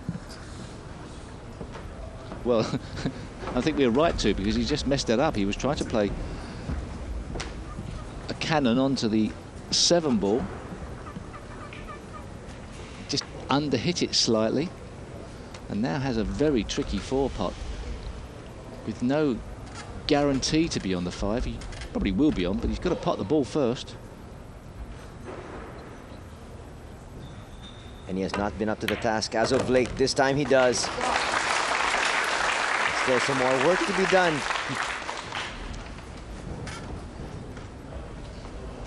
Talk about making life difficult for yourself, huh? Well, yes. I mean, he's got to try and perhaps knock this into the middle pocket and get the correct weight to get on this 6 ball. There are possibilities for it to go wrong. Oh, there's still indecision in both of the players at the moment. Could this be paralysis by analysis? Because he's just overthinking. Well, some days you just get those shots at a half and half, and you just have to double think yourself. You just don't get in the right frame of mind. But that's a great shot there from Kuo, finally gaining control of the table, just in the nick of time. Just 3 more balls to handle, and we will not say it's an easy rack. Not yet. Not till he gets on that 9. But he is fighting a rearguard action at the moment. You would expect him to be a little freer of nerves from behind, strangely enough. There's nowhere to go, nothing to lose too much. He's not embarrassed by the scoreline, he's just playing catch-up. Sometimes that's an easier position to be in.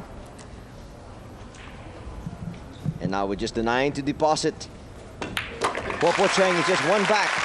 And Wu Jiaqing can hear the footsteps. It's 8-7.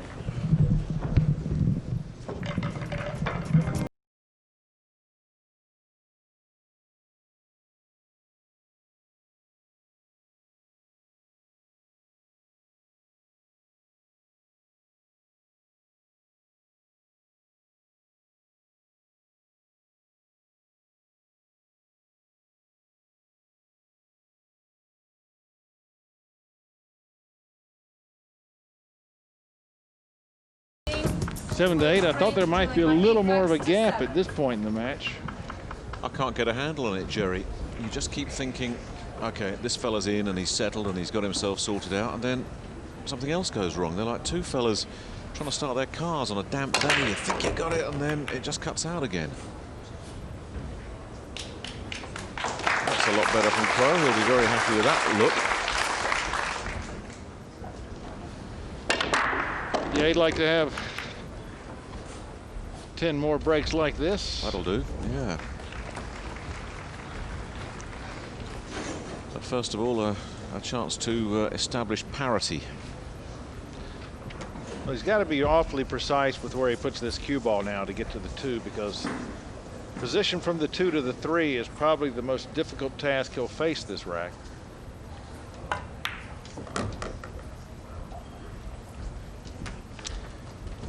And he should be able to slide around that 9 ball now.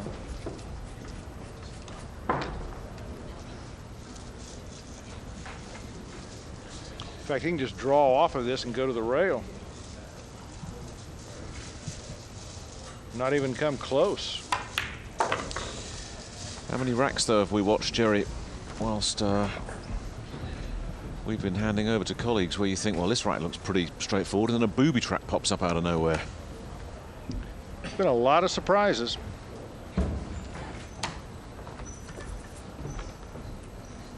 Just doesn't seem like they're as settled as they would like to be at this point.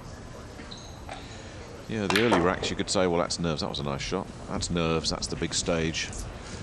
But as you say, 15 racks in, this really should be flowing off the cue now, and it isn't. And there's another headache he's created for himself. He's made this really tough.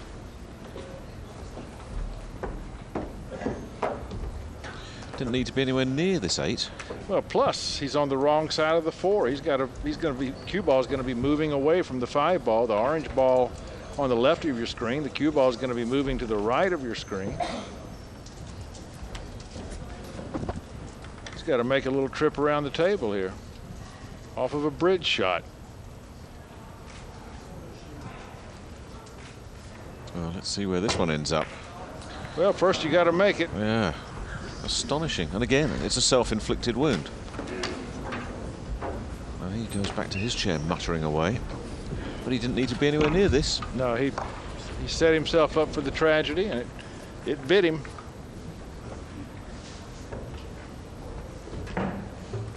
It's not like the table's being particularly vicious or they're getting lousy luck or anything. It's just both of them are just still looking shaky. Yes.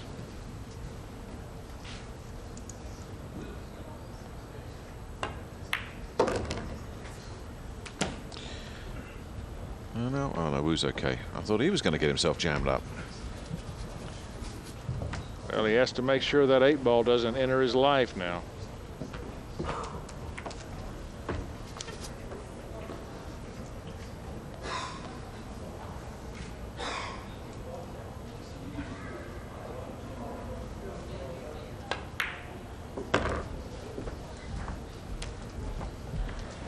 Well, he'll enjoy this shot. Cue ball will come right back off for the 8.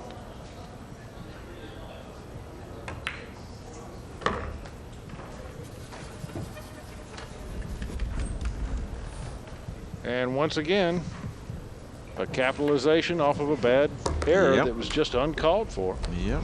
How often have we said that?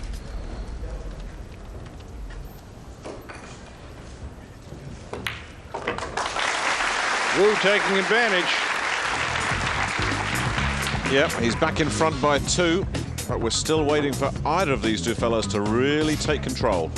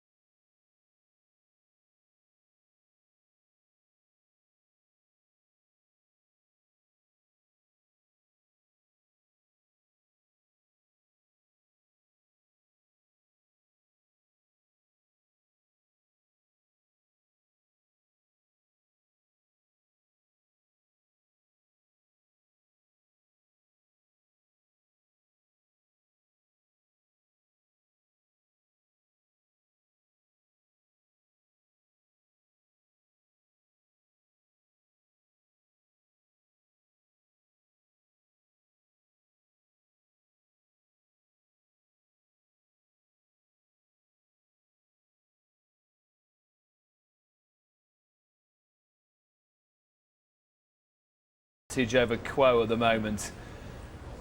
And still a long, long way to go, Kim. Oh, without a doubt, a long way to play. But some player at some point has to take advantage of this mistakes of the other player Thank you, and go ahead and run 2 or 3 or maybe even 4 racks and get a lead and then go ahead and finish it off. Michaela Tapp, chief referee in charge of proceedings. Wu examines the rack and sit back and enjoy some more action from the final. He's 8 racks away. Oh no! Oh, look at the action he got on that cue ball. So much, it's left the house. Well, another unforced error. He's got no one to blame for that but himself. So. And I tell you, when he comes up and has a look at the table, he's going to think, well, this is double damage because as that ball just tries to leave the building.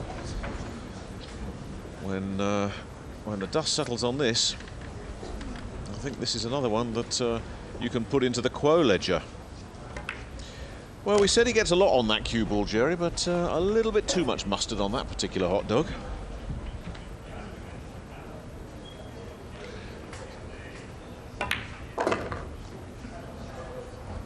Boy, if Wu takes this home and is world champion at 16, what a feat. By far the youngest champion of the modern era. I can only think of one player who's ever taken a world championship at younger than 16. That would be Laurie John Jones, who did it at 14. Well, he's not there yet. The fellow that looks like he's 14 may still have something to say about that.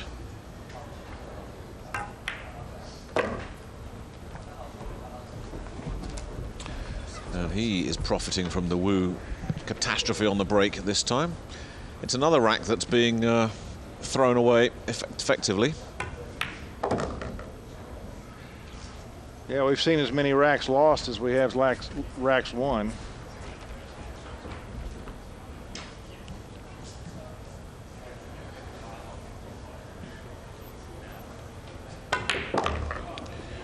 And the man that's been dubbed status in the press room here has got an opportunity to pull back to within 1. Come on, Giro, you must have heard of status quo. Oh, yes. You're not that old. He's too young to have heard of status quo, of course. So tight, just staying head to head.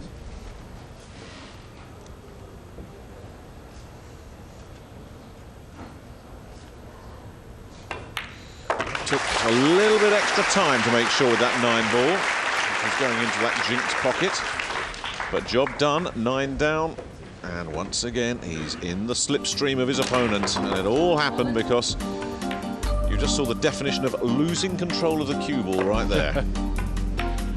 I think that's the first jumped ball on the break we've seen since the tournament began. Well, it's the first one that actually tried to get out of the auditorium as well. If our floor manager hadn't pounced on that, we'd still be looking for it.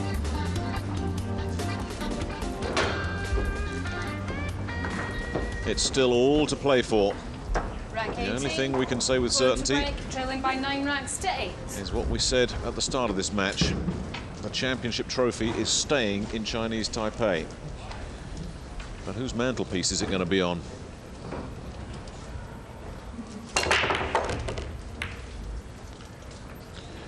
Wing ball down. Yeah, and he would have been a lot happier had that cue ball stayed up in the middle of the table. A long shot, and then really the story of this rack is where the 2 ball winds up.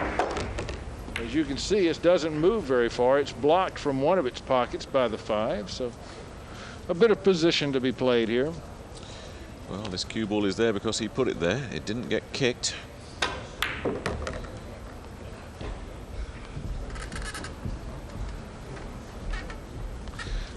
Could have been a lot easier than this. Had he stopped a diamond up the rail, he could have been playing a stop shot here. Instead, he has to go for the safety. And he left a window. Yeah, doesn't get much at all, does he? That's been one of the features of this final for me. Kuo and Steve Davis will attest to this from personal experience. Kuo's safety play has been terrific in this whole tournament. And he's easily playing his worst safety match of the whole campaign. Yeah, here. he's failing to hide time after time. Whoa. I think Wu has got a touch of Kuo-itis there. That wasn't exactly a hide, was it? No, Look it at that. wasn't. A couple of nervous, clumsy arms out there.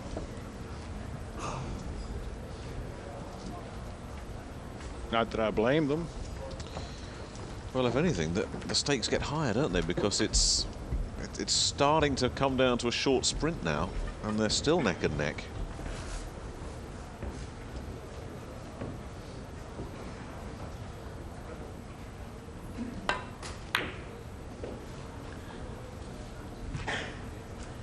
Well, he worked that out.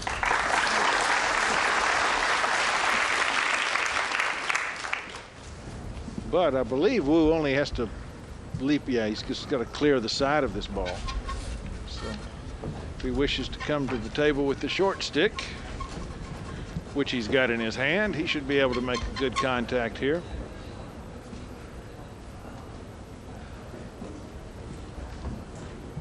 I wonder if Wu will be thinking to himself, I could deposit this. I think he is thinking that. It certainly is makeable. Here he goes. It will be one superb shot if he does it.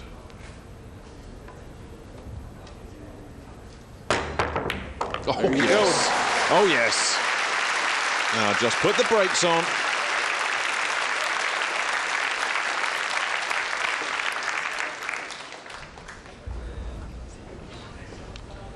Here's a great jump shot.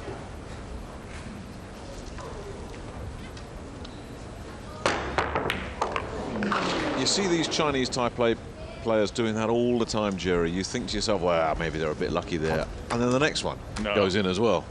And the one after that. Grandmother delighted. Yeah, the jump shot's just become a regular part of the game now.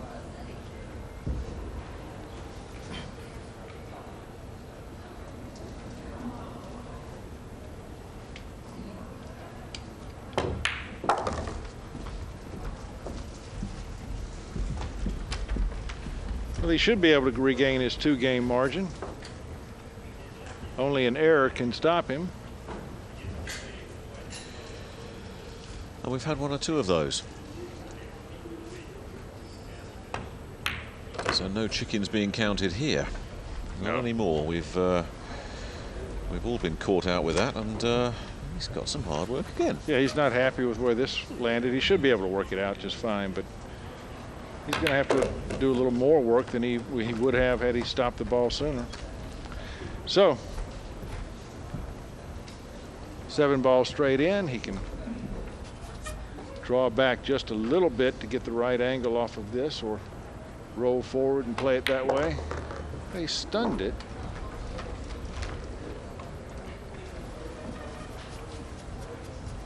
It may appear straighter to us than it is. He would like to be able to come off the right-hand rail. If he has to draw straight back, it's... Oh, what on earth is going on? We just said it, didn't we? We said nothing's taken for granted in this match. And the catalogue of confusion just gets bigger and bigger. How can you explain this? Well, you know, yesterday when we were watching him, we were talking about him, how he was working that chalk on the cue. I haven't seen him be working that chalk tonight. I bet we do from now on. I'll bet. And that's 2 errors, a jump ball off the table, and now a miscue that we hadn't seen all week. Jerry, this is 3 racks since you and I came back into the commentary box. Right. All 3 of them have been given away. Right. It's incredible. And instead of 10-8, it's 9-9. Each player doing his best to keep the other man in the game. It mystifies me, this game, Jerry. How does the same guy play a jump shot to put the 1 ball down and then completely mess up on a wide open 8? I'll never work this out in the same rack. I guess it's why we watch the game and why these fellas have to play them. Nothing goes according to any pre-arranged script. People still filing in. The mayor of Kaohsiung is in the house. Politicians worldwide working that hand. And just as you said, Jerry, Wu Jiaqing working his chalk.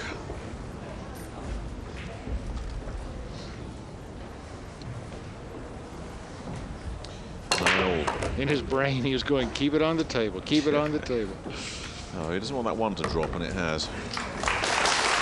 Well, it's still okay. Yeah, he's okay. He's close enough for 2 ball to be able to work this out.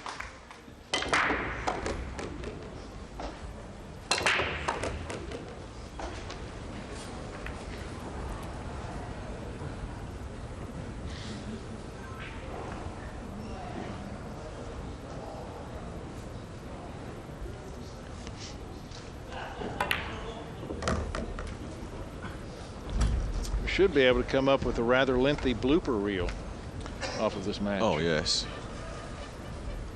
Well, I was about to say something very silly then. I was about to say, well, if he nails this one, this should be a straightforward rack. But I did stop myself just in time, Jerry. Nothing straightforward in this one.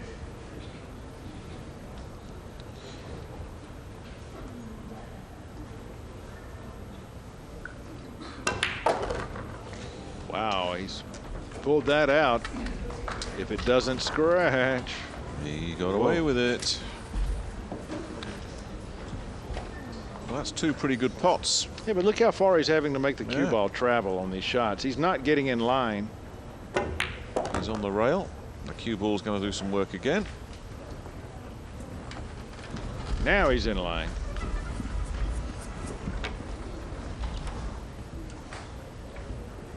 Needs to come back just a couple of inches so he'll have more angle on the 7. Well, he's lucky that rolled up as close as it did. That gave him the angle.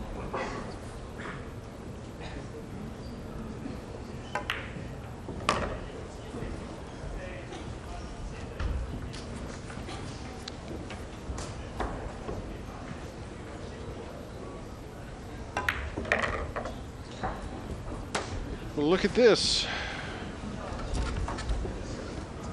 A foot short. But he needs this ball to go into double digits. Boy, have we seen these missed. Unbelievable. You kind of knew it. You knew it. It's been that kind of match. I looked at that, Jerry, and I said, this isn't going. His only consolation is this is a tough enough shot that he's got pretty good chances of coming back to the table. If he'd made that, it was a break and a run out and the lead, and you'd think, right, now the odds are stacked for Kuo. But he doesn't make it. Every time one of these fellas just looks like it's all starting to go. The wheels are turning. They hit a bump in the road. But as you say, here's the good news, because that's where the cue ball is, and that's where the object ball is. And you imagine having to try and take this one on. Yeah, work that chalk, Wu. A full 9 feet away. And thin, thin, thin. Well, if the other one was missable, boy, this one has got more chance of failure than success. But he's got to go for it.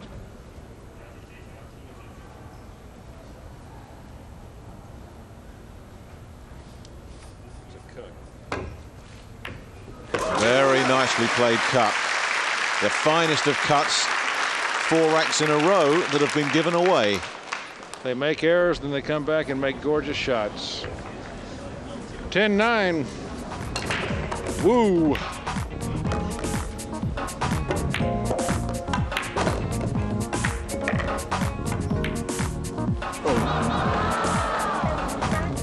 I'm not complaining, Jerry. I mean, the quality of play is not what you'd be hoping for in a World Championship final, but for drama, this one's got everything. You don't know what's coming next. It's like turning the pages of a thriller.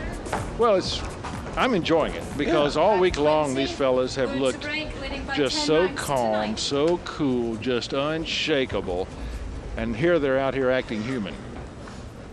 So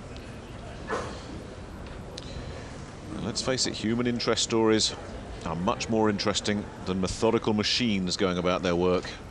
Now, he lost the cue ball last time. Don't tell me we got a dry break. I won't believe it. it does appear. And a shot on the one for Kuo. Oof.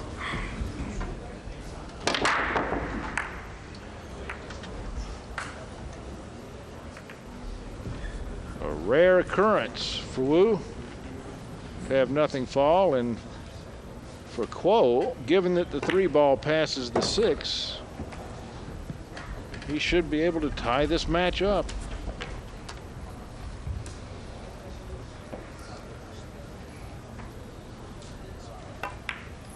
Well, it's a good thing you don't have to have a 2-game lead to win the World Championship, because right now it doesn't look like there'll be one. This will be a race to 85, Jerry, if we had that. No, 17 is the magic number. You hit 17. That trophy is yours, and the check for 75,000 US. Well, we know Wu's plans for the money. What about Kuo?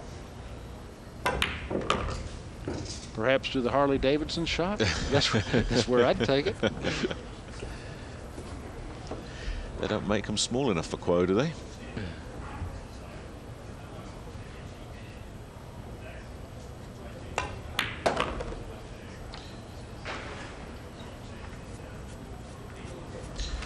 Well, all he's got to do is play for position now on the 7. I say all he's got to do because it seems simple. Yeah, very little has come simple in this match, but that should be enough. The 7 will pass with ease. And he should be able to hold for position as well.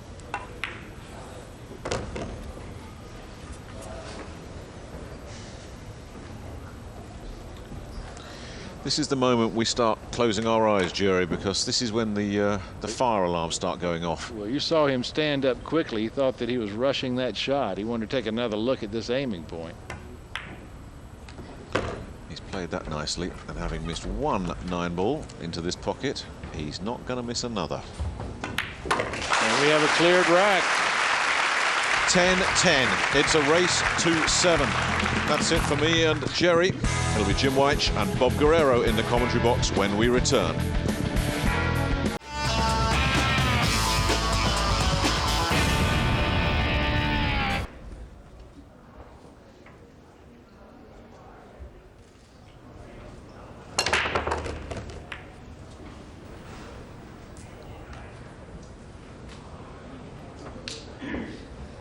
And a chance, well, to the best of my recollection, Kuo has never been in front in this match, and he's had a couple chances.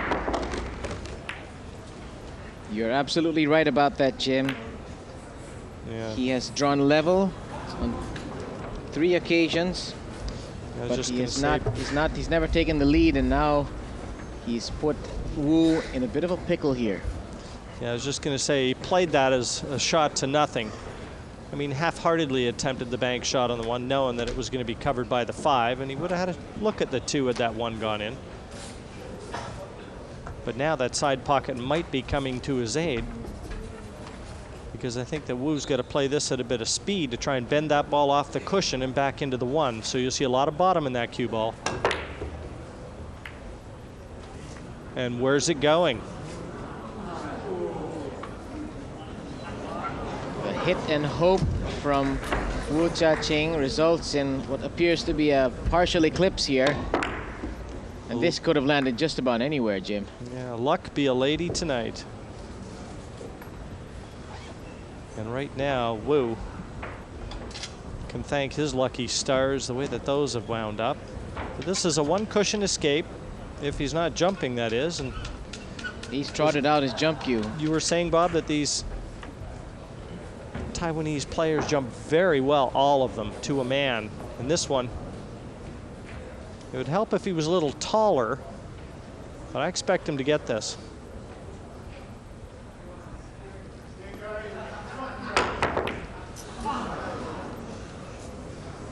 Narrow miss there by Po-Cheng. Very awkward cueing, bridging situation. Yeah, it just looked like that cue ball was out in the middle of the table. Just enough to make things uncomfortable for Kuo there. And what's worse is he's left a gilt-edged opportunity now for Wu. With both players leaving many gilt-edged opportunities on the table. So Wu will have to buckle down. And you know, coming out of the break there, we saw the shots of the two miscues by Wu Jiaqing.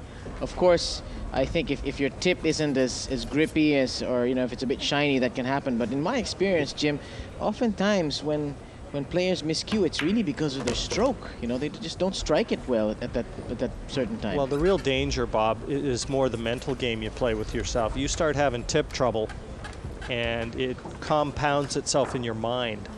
And now every time you know you've got to start digging into that cue ball, negative thoughts come in. And that's the secret of success in this game, is you've got to get those negative thoughts out of your mind.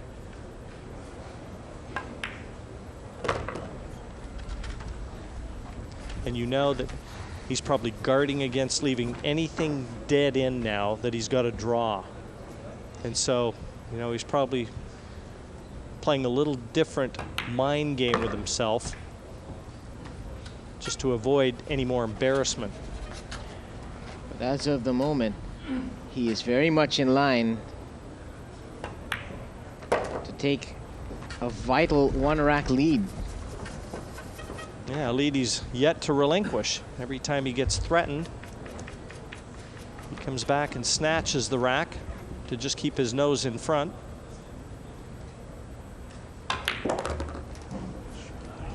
And see, he's overdrawn that.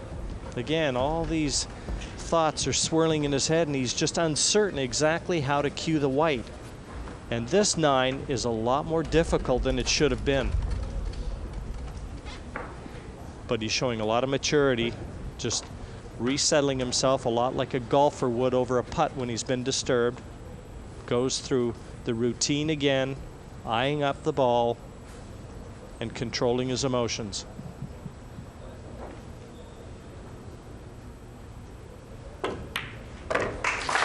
And the 9 securely to the bottom of the pocket for Wu. And 11-10 confirmed here in Kaohsiung. The 16-year-old World Junior Championship finalist. That was the shot I thought Kuo might knock in, but not to be, and allowed Wu back to the table, and he didn't need another chance. Now, Bobby lost that junior title in Australia earlier in the year, and if I'm not mistaken, he lost it to another player from Chinese Taipei. Another player named Wu, and another player 16 years of age. You know, this country is just teeming with 9-ball talent. What are they feeding him here? Yeah, exactly. I want to get some of that. I want to bring some of that home, but really, it's so much commitment from the government. You know, lots of tournaments, lots of coaching, development, and they really have the finest system for producing world-class 9-ball players in the whole world. They won't be too happy with where that blue 2 has come to rest. Got the 1 into the side pocket, and with the cut break that he employed there, that was pretty much hoped for. Anytime you see them pull that cue ball to that side cushion, they're trying to get the 1 in the side. So what do you see are the defensive options here? Yeah, he's got no positional values in attacking the bank shot here. The 3's at the wrong end of the table for him. And I'll tell you what, the safety's not that easy either. Yeah, the balls are all on the perimeter of the table. That's tough. Yeah, he's having a look to see the path the cue ball is going to take up towards cover. And cover being in the form of that 6 and 3 ball, the top end of the table as we look. I wonder if he's going to attack the bank and leave himself the difficult 3. Well, there's no more ifs. And now he's got to come up with a real good positional shot from the 3 to the 4. I guess when you're 16 years of age, defense is a little too tough to spell. I remember being 16 years old when I started playing snooker, and all I wanted to do, was hear the balls hit the back of the pockets. That was the fun in the game.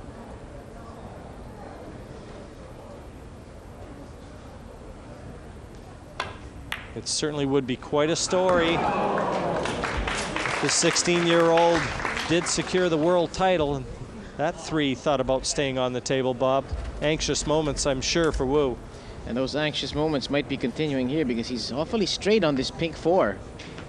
What'd he give for a couple of more inches of space between the cue ball and that rail? He had a shot like this that he played earlier in the knockout stages, and he powered the 4 in with a lot of top spin, a little touch of left-hand side to swing that cue ball back, get it towards the middle of the table. And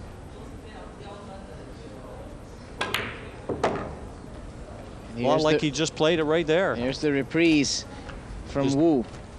Didn't quite get as much left-hand spin, Bob, as he wanted. He wanted this a little straighter. And I don't know whether that 6 passes the top left corner past the 8. If it doesn't, he may have to slam this to the back of the pocket and go side cushion, and get back over the left-hand side. Now, another shot would be to play a lot of left-hand spin, go around the back of the 9, and I think that's the shot that he's going to favor. And I'll tell you what, this is missable.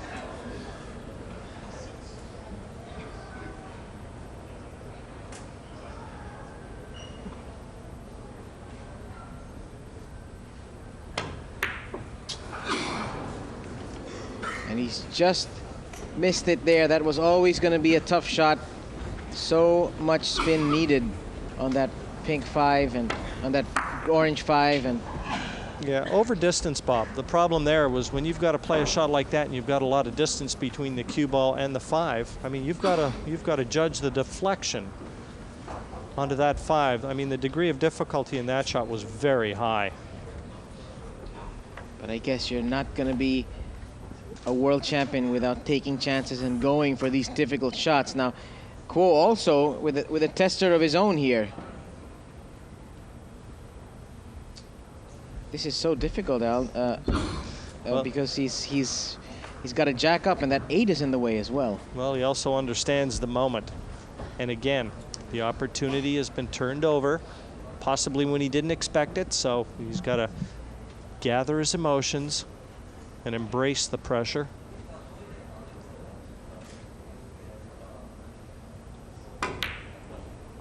Oh, that's a great shot. And a good result as well. That is a great shot.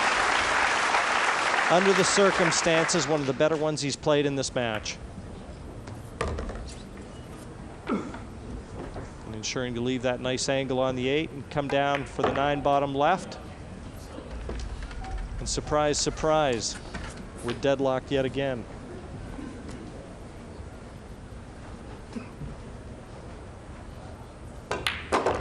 Gut check time, and Po-Cheng from Chinese Taipei is proving that he's up to the test. He has drawn level yet again. We're tied at 11.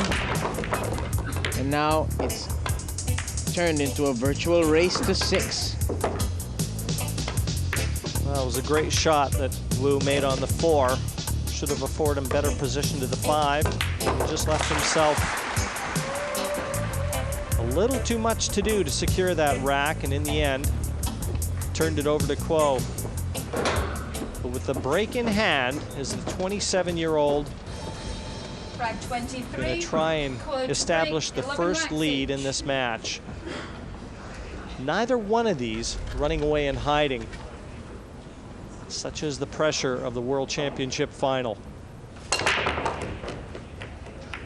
Wing ball down. 8s eventually found some gravity, and once again, you know, these balls are really not cooperating, Jim. No, not at all. Another scrappy lay of the land here for Kuo. You really can't see him attacking from here. Chance to bring the cue ball back down in behind the 9. Bank the 1-up table. And again, he'd like to be about 6 inches taller.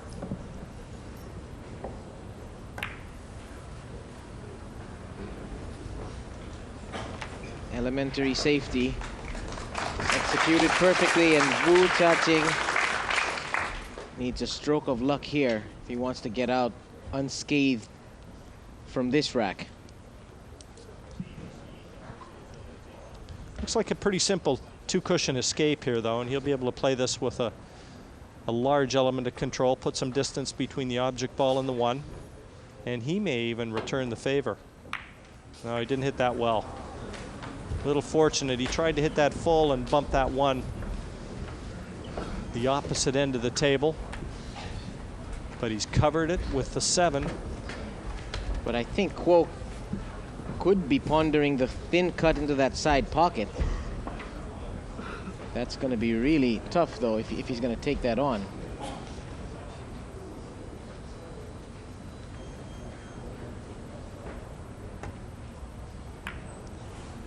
Yeah, it just didn't afford any position, Bob. But again, the order of the day right now, defense. And I don't know whether or not he's left a path through to this 1. Wu looks very snookered here. And you know, you said it was in the beginning of this rack, it was an ugly lay of the land. Well, it's just been uglified a bit more by the presence of that green 6 just to the left side of the orange 5. So this rack needs a lot of cleaning up to do. It's like a jump shot. Maybe a massé. Oh, no, a just kick. Yeah, he was just using his playing cue and just over the edge of the 9, but it's paid dividends. And the 1 has joined the family reunion over on the lower left side of your table. He's looking at the 1-6 combination. A difficult shot, and what makes it even worse is that he's not guaranteed position to the 1, even if he gets it. Yeah, this could be a defining moment, this rack, Bob, because at 11-11, everything now is under the magnifying glass.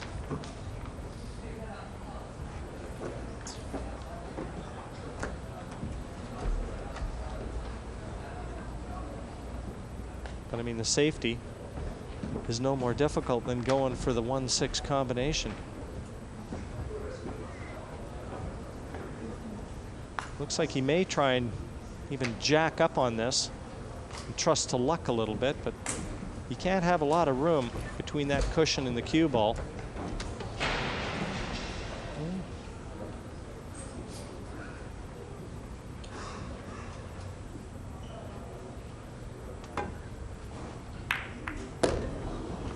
Well, how's it turned out? Don't know if this goes into the side pocket. I think Kuo's gonna accept that result gladly there. One thing about it, if it's close to going into the side, he can play it with an element of safety. He knows that cue ball is going to be very close to behind the 9, possibly in the corner. Just enough room, plenty of room.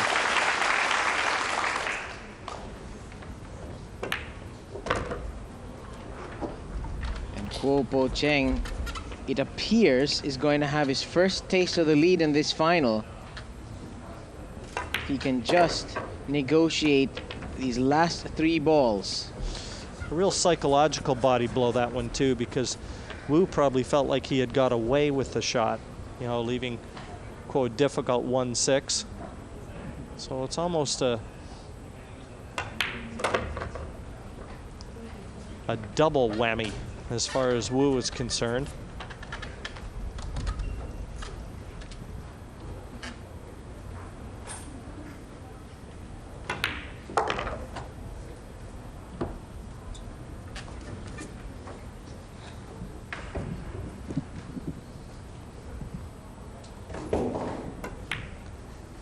Time will tell whether the lead can be expanded on here in Kaohsiung.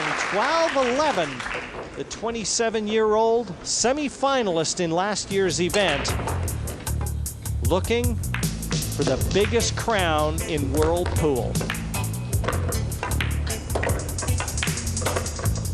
Looked very calm, cool, and collected in that adventure, and that's the reason he finally gets himself in front in this final. 12-11, it's a race to 17. There is the mayor of Kaohsiung City, and Rack they've really put on a great 24, show quote for all the break, leading players, by 12 officials, and ranks to spectators 11. here.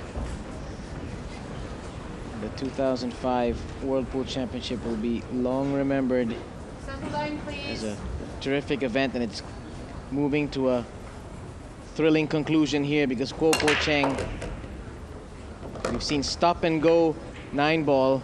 Perhaps it's time for us to see some break and run outs and get back to offense, but this is not clear to me, Jim, if this one passes into that corner pocket. I think judging by his body language, it might.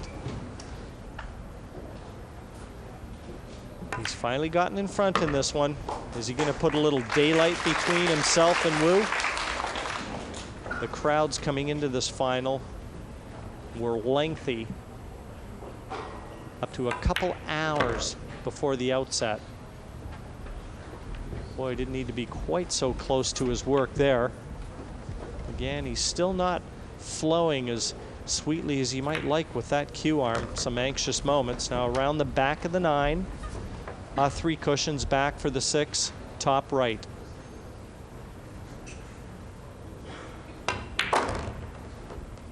And he doesn't want to be dead straight on this.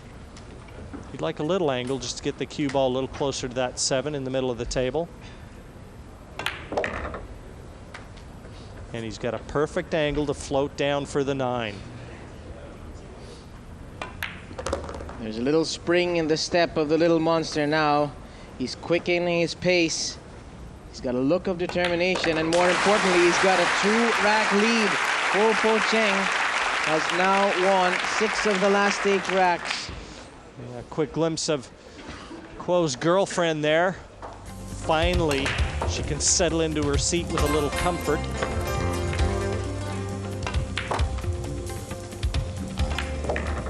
And you know she's starting to enjoy things a little more now. I've got an incredible statistic here. That was rack number 24 in this match. It's Kuo Po-Cheng's first break and run out. And to be in front by 2 at this stage with one only break and finish, well, she wants to see a few more, doesn't she? Rack 25, Kuo to break, leading by 13 ranks to 11. That young lady hoping that she'll be having some shopping money very soon. Oh, she's got shopping money, win or lose, Bob. 75,000 US dollars to the eventual winner here. Not bad for a week and a half's work. Not bad for a year's work. Crowd warmly applauding that break. There you go, 35,000. We'll go to the runner-up in this year's event. Largest purse in the world on offer here in Kaohsiung. And a big shot here on the 1, possibly the toughest one he'll face in this rack.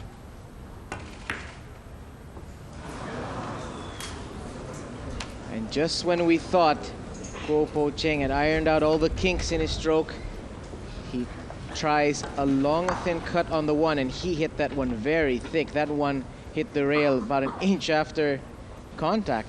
And I think he's left the edge of this 1, enough for Wu. Didn't really have ideal position on the 2 anyway, as you said, the thicker contact. But I think he can get through to enough of this to make it. And really, that's been the story of this match. Just when you think one player is starting to get into the ascendancy and seize the initiative, a mistake pops up, and we're back at level pegging. No, didn't intend cannoning the 4, and that's disaster. Ball in hand. And with ball in hand, well, I'll tell you what, he's got a couple options here. He'll have a quick look at the 4-9 combination, I'm sure, but that's horrendous. And Kuo probably leapt out of his chair.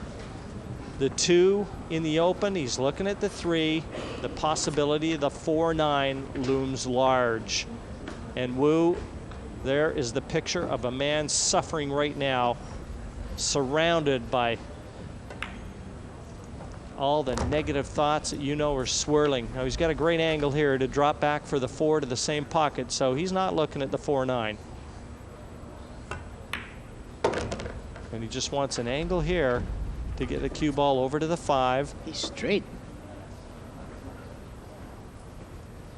Oh, he's got a little bit of it. Oh no, he's just fine.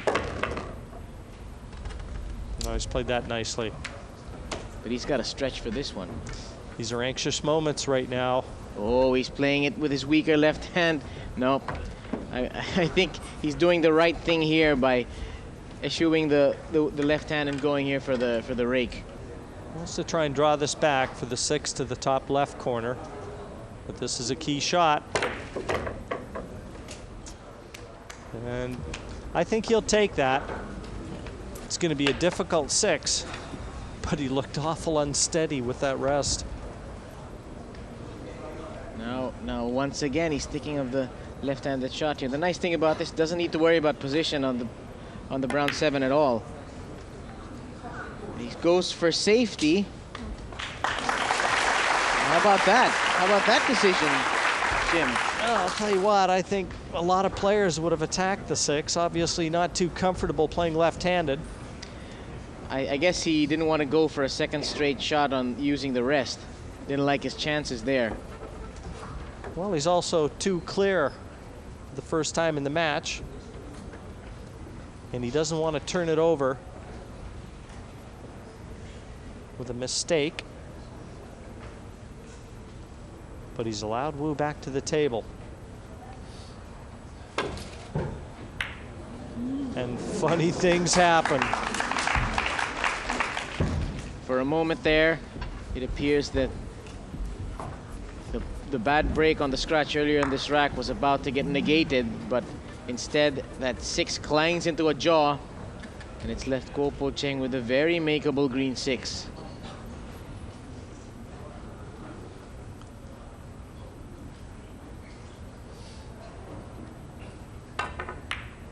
He's getting to the stage in this match where the nerves are again going to play a major role, and that of course assuming that he's settled in by now. This is going to be where all those countless hours of practice are going to come into play, and where muscle memory kicks in. Straight 9 for a 3-rack lead.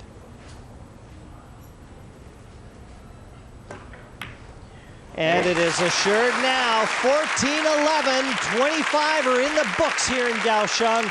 And we're going to turn it over to Anthony Suntai and Steve Davis to take you home.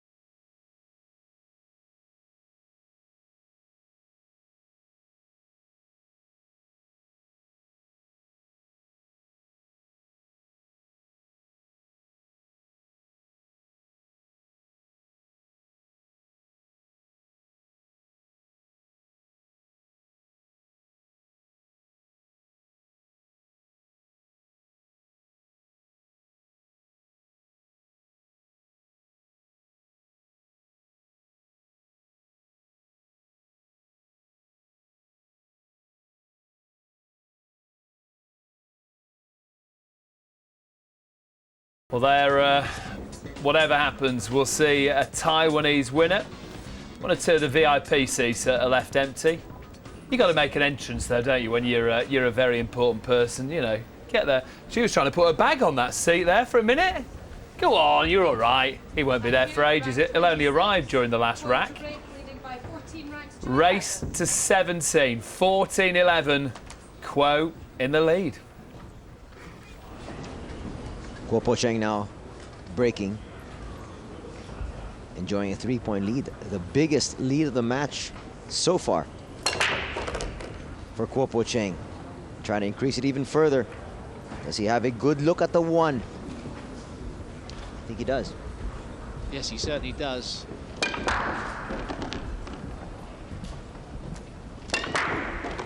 Both these players have obviously played better throughout the tournament to get here, and that is half the battle in producing your form to get to the final.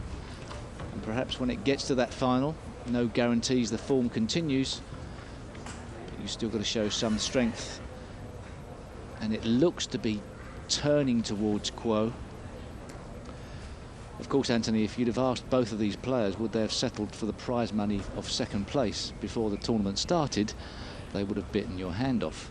But now they're in that final, going one step further, not only has extra prize money, but also the kudos of world pool champion. Which you're going to carry for the rest of your life. And, you know, being world pool champion opens a lot of doors. Well, it certainly can be the difference between the realization of what you're on the brink of, and perhaps that has taken its toll on Wu slightly more than Kuo.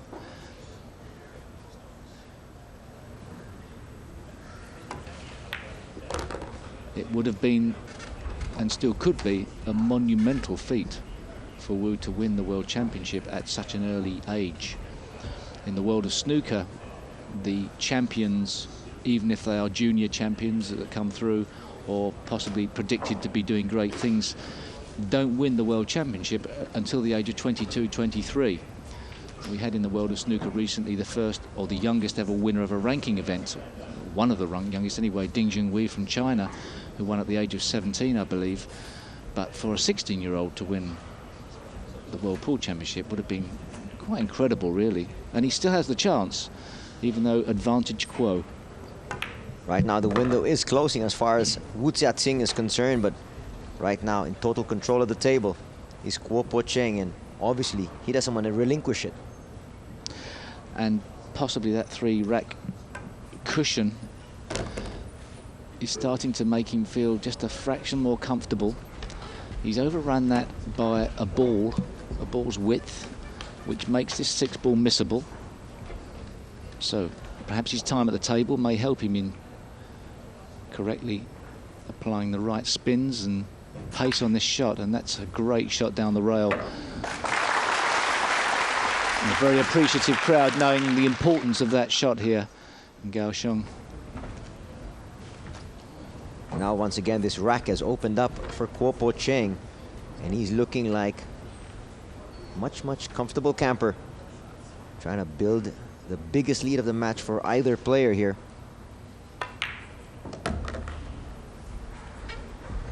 And still being very methodical.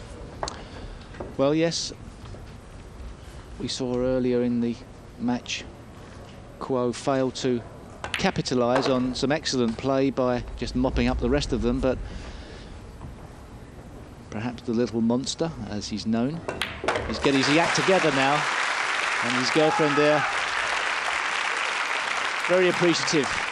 Very pleased indeed, because he has put together 5 straight racks. Not only that, Anthony, he said in the papers and interviews that his girlfriend's birthday just round the corner, and obviously her biggest present looking even bigger. This is going to be a fantastic gift to her if he's able to pull it off. It is 15-11. He may be under more pressure with what type of present he buys her after this. Well, right than now, he's in the match. Exactly. As they're saying, the last rack is the hardest. He's got one more before he gets to that final rack.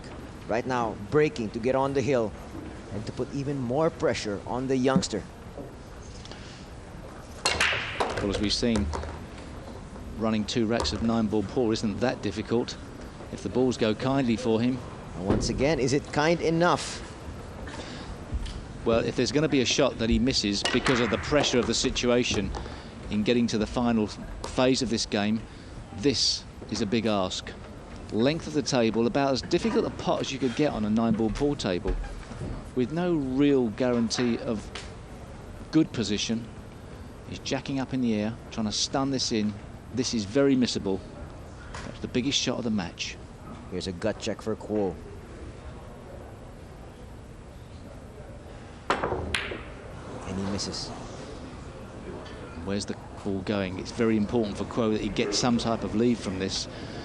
Well, he's not got a pot on. but he has got control of the table, or the possibility of control of the table. Could that be a turning point in the match? He was a long way out with that, but it was a very difficult shot. Wu needs a good safety. As it poked its nose out. Oh my goodness, I think he's overrun this. By quite a way, and is it potable? That's risky into the middle. But he could cut it into the corner. And that's going to be another tough cut. There is the element of safety behind the 5. He could cut this in and play the insurance shot behind the 5. Would he go for that? If he's gutsy, he can actually go for the side pocket, though the angle is so acute. I think the cut behind the 5's got options. Let's see what he decides on. Going down to the corner. Oh, no insurance. Oh boy, I think he's got a lane here. I was talking about Wu. It looks like he can see just enough of this 4 to pot it into that corner. Yes, he can. So, if ever Wu needed to let his left-handed talent do the work, it's now. This is a golden opportunity as far as he's concerned, and maybe the last opportunity he gets. The only problem with this is that he really would like to be stunning this 4 ball in digging down a bit. That increases the problems for putting unwanted side spin on the shot. If he just rolls it in, he's going to be a long way away from the 5. Certain times of the game, you perhaps roll this ball in, but I think he wants to stun it and get a bit closer to the 5.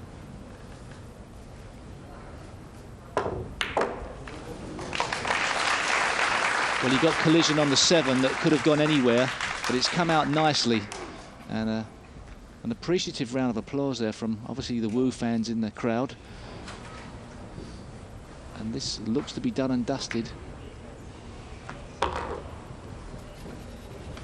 So important, winner breaks, the chance to start to dominate a few racks on the trot. A lifeline for Wu. Can he grab it?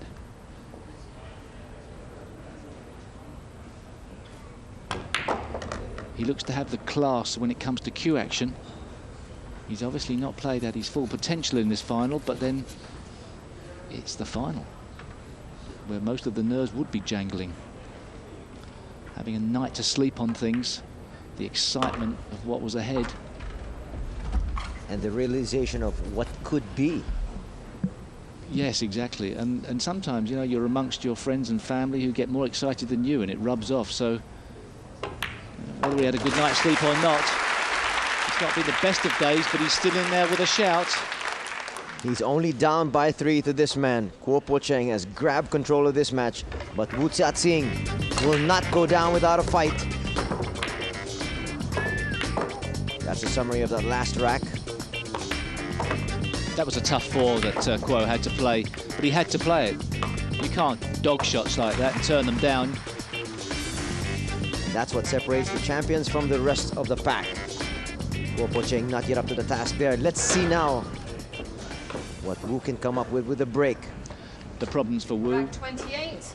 Wu to break. are not only has he got to 15 play racks to well, 12. he's also got to hope that the breaks go correctly as well to get back into this match. Kuo is very much looking like getting over the line by default in a way, just because he is those 3 racks in front. So these next couple of racks, desperately important for Wu to at least get a good leave from this break-off. The wing ball goes down quickly. Lost the cue ball a bit. Didn't want that cue ball to go and come all the way back to the top cushion. There was a possibility of a scratch. But as these balls have laid out, he really does launch into that break-off, doesn't he? He's got so much power in that cue action. This is a nice rack, the way these have ended up. There's not much problem. Yes, exactly. He's going to start off with this 1. It's a pretty long shot, but of course a very makeable one. And he's got instant position for the 2. Yeah, he has nothing to do with the balls here other than just stun this in. And if he missed it, he probably wouldn't leave it on with the 8 ball there. Uh-oh. He's overscrewed. He's overhit this with this My cue ball. goodness. Well, he had so much room. he must have just quit a bit on that and not hit it. He just, or didn't hit so low enough on the ball. As you said, all he had to do was really just stun it dead. Perhaps he was trying to get a bit further up the table, so he left himself better on the 2 ball, but he didn't want to leave himself cutting the 2 in and sending the cue ball up the table again. But, well, that's the cardinal sin in many ways, is not leaving yourself a shot on the 2. Well, well. And the plot continues to thicken here in Kaohsiung. Yeah, if he did play more accurate position, perhaps he paid the price for trying to get too clever with that shot. And now he's got to hope that in this escape that he can get the ball safe, and it's just not certain. There's no way he can guarantee getting the ball safe. Remember, a ball must hit a cushion after contact with the object ball, so he couldn't just play off this top cushion and nudge up behind the 9. He's got to drive a ball to a rail afterwards. And oh, he's 3 goes in, but look at this. Ball in hand. Boy, that was a bit of bad luck there, Steve. Not really, in as much as it was his own fault in the first place. You know, so you make your own luck at this game, and he gave himself the option for bad luck. And you can hear the reaction of the crowd. And now you just wonder, has he made one error too many? Well, Kuo playing a little bit of a loose shot here on the 4, but perhaps he can knock the 9 towards the pocket and play position on the 5. Okay, no problems there for Kuo. Playing a much steadier game, it would appear now. Wu just a little bit off the rails. Trying to get too clever.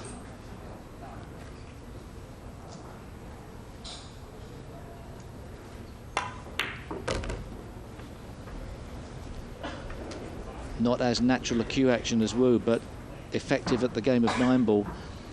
And you'd have to say, Anthony, that it looks all Kuo now. He seems to have suffered early in this match, but survived that panic and has now become the more assured player. And now just 2 more balls to pocket.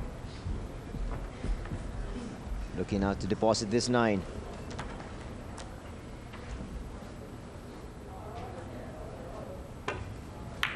The 9 is down, and once again going to the bank is Po-Cheng, and he increases his lead once again over Wu Jiaqing. It now stands as 16-12.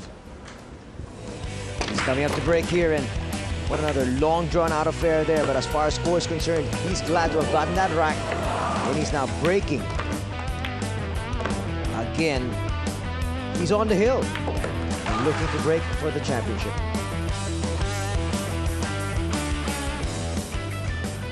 Just one more. Can he steady his nerves here, Steve? Well, he's got a nice cushion. That makes things a little easier. It's not been the greatest of finals. Rack 29. Kuo to break, leading by But 16 will take racks it any to which 12. way he can. Exactly, that's what I was going to say. You actually have to get to the final to give yourself a chance to win it. So it's all about consistency over the week. And you must admit that even though perhaps Wu has had the flashes of brilliance, Kuo has been the more consistent. But once again, Wu given a little bit of a lifeline. No obvious shot for Kuo, unless he can play the 2 onto the 9 and try and make the 2 into the right-hand corner. And he would also leave a safety shot should he miss. A straightforward in-off, effectively. Stun shot with the cue ball, leaving himself on the 3. Hit the right-hand side of the 9 ball as we now look. Sends the 2 ball towards the pocket. Or does he just roll up behind the 6 and drive a ball to a rail? And then that does ask the question of Wu. It's still advantage Kuo in this rack. Oh, quite definitely. And at the same time, as you mentioned, with a great margin to rest on, maybe he'd like to test the youngster once again. Ball's See got to what hit a he can rack. come up Ball's with. got to hit a cushion. If it doesn't, it's a foul. Oh my Foul goodness. shot. It's a Ball in foul hand. shot, exactly. What a time for that to happen here for Wu. That Trish. is a monumental error. In the world of 9 ball pool, that is a massive error. because the most important part about that shot was to get a ball to hit a cushion afterwards. He was trying to get a good safety behind the 6, and in doing that, he risked playing it too softly.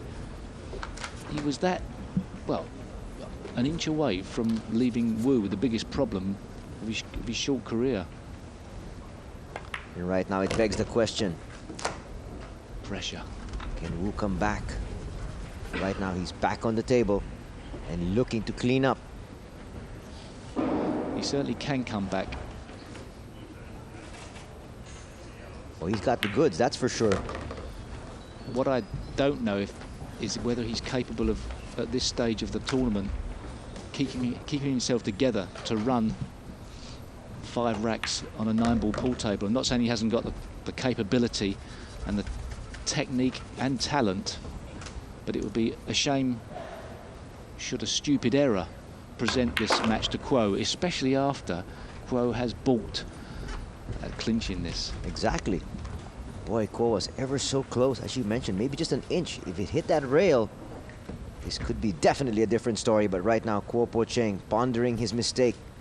But he may just get another chance, especially since we mentioned he's sitting on a quite comfortable lead. But that lead can go away in a flash here, Steve. Well, it can go away a lot quicker than it can on a snooker table, that's for certain.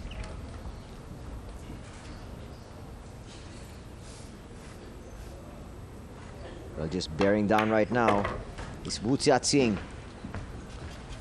But wouldn't he dearly love to knock this 9-ball in and run a very quick next rack? Well, he's surely going to try. And right now he's halfway there.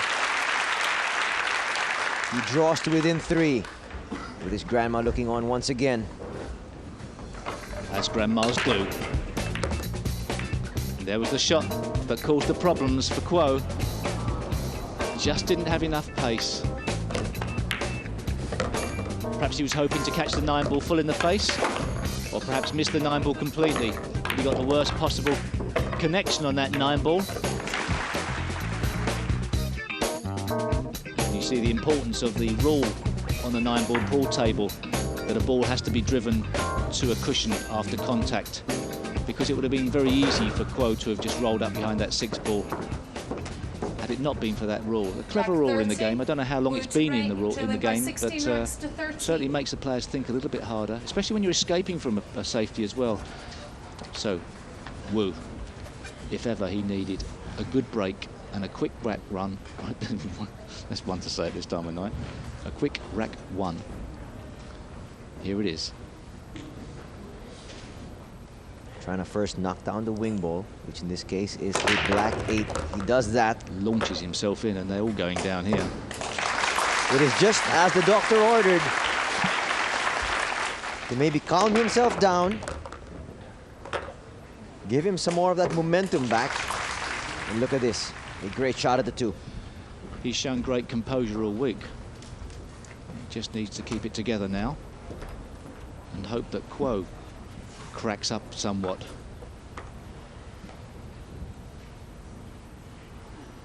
Well, with your opponent on the hill, there's definitely no more room for errors. What a Cinderella story this would be if he were just to run out the game from here. Boy, oh boy, that's right. It's the stuff legends are made of. They're going to be talking about that all the way up to the 2006 edition of this tournament. If he could do this, all the 5-year-olds in 10 years' time will be saying, I remember the first time I watched with my father the great Wu run out 5 racks on the trot.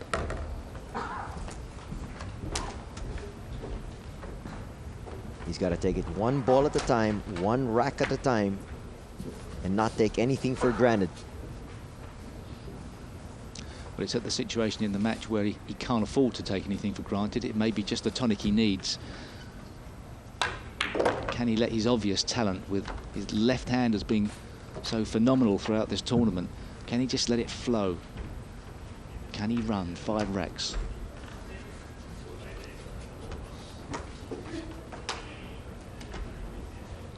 Three more balls to manage here for Wu.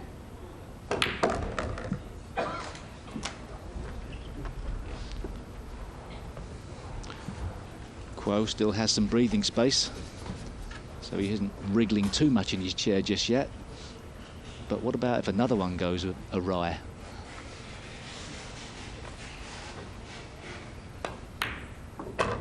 So many questions still to be answered here in Kaohsiung. And Wu Jiaqing here with his third run out gets to within 2 of Kuo Po-Cheng, and so the plot thickens once again.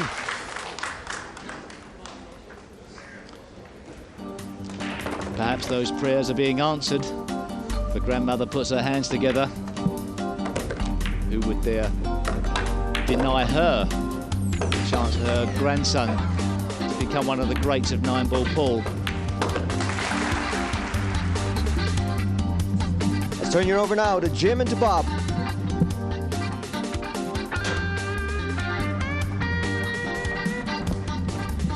Rack 31, going to break, trailing by 16 racks to 14. Well, Bob. Or sorry, Bob. Bob, you've changed. Nick Halling alongside Jim Weich. And Nick, I'll tell you what. Very quickly, this match has a serious pulse. Tense moments out there. It's not been a classic, Jim. Nobody would try and argue that. But for dramatic content, this match is right up there. And we haven't got to the last chapter yet. Look at this, Wu's got another shot. It's a match you can't take your eyes off. Remember in the knockout stages, last 32, Raj, Hundal, and Rodney Morris. Hundal was on the verge of a victory, leading 9-6. Morris took the last 4 breaks and outs to snatch victory from the jaws of defeat, and that is what Wu was trying to do here. And you know something for me, Nick? His pace is quickened. Is that good or bad? That's the question. Time will tell. There's been so many errors in this match coming from both cues. One more now, and you feel that will be the last nail. And you know something? When you give a match up for lost, sometimes the pressure is gone. All of a sudden, that back arm loosens.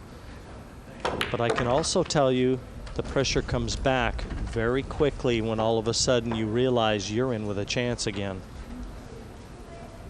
And at 16-14, he's probably still feeling like he's got a long ways to go. Getting back to 16-15,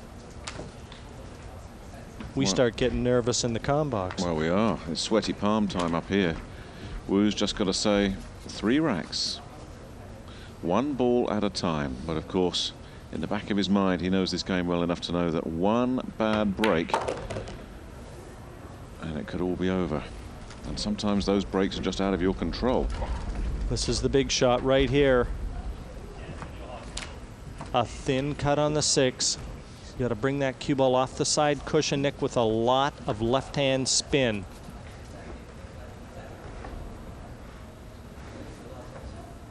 Again, settling himself. Well, if he misses this, Jim, this championship is over. What a pressure shot. Geez, he lifted up. I'm not too sure he thought it was in. He was up very quickly off the cue.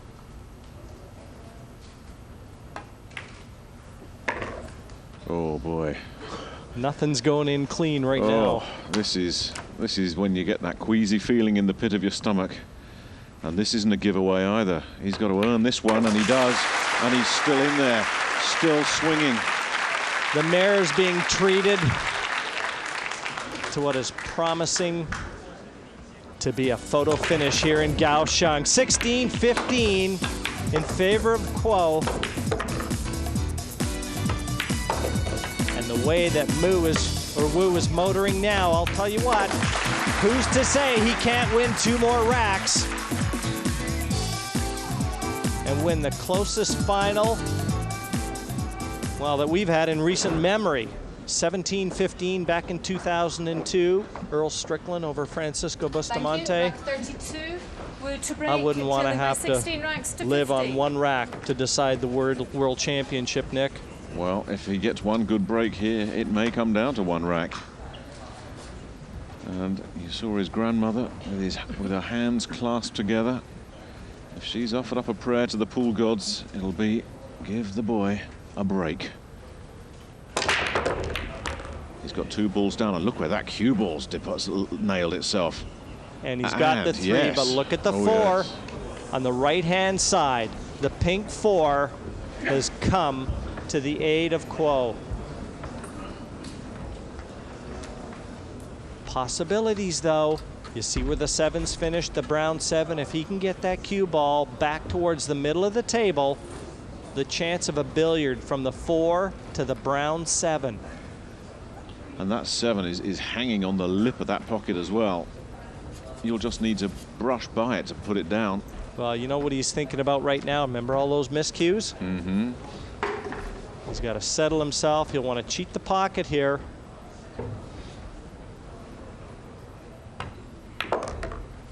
This looks pretty good. And now it's all about negotiating position to the pink 4. The billiard to knock the 7 into the side pocket.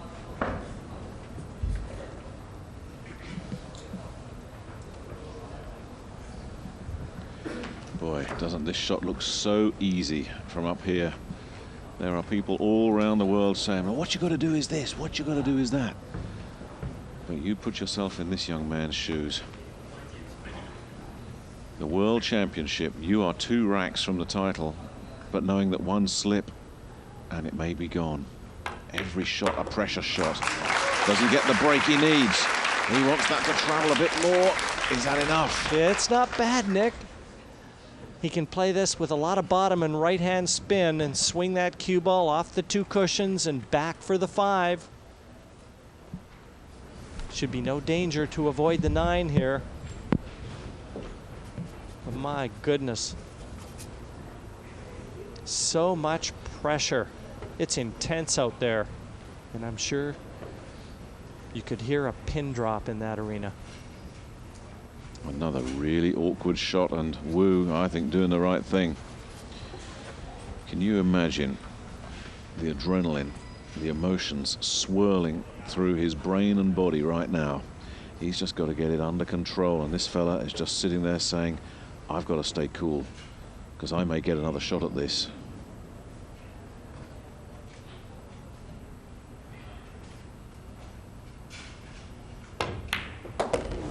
Oh, that's a great shot. Right into the heart of the pocket. And you can see him willing that cue ball with his cue, his magic wand. And he is on the verge of orchestrating a comeback that they will be talking about for years to come if he can pull this one out of the fire. Well, it looks like he's going to join Kuo on the hill. If he can just nail 3 more balls, and what must he be thinking? He was breaking for the championship of the world, and he didn't close the deal.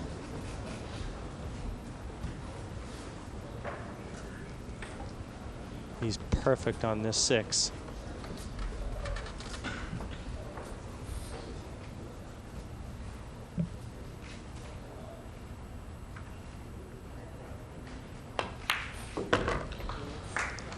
And you are going to watch 1 rack to decide the world title.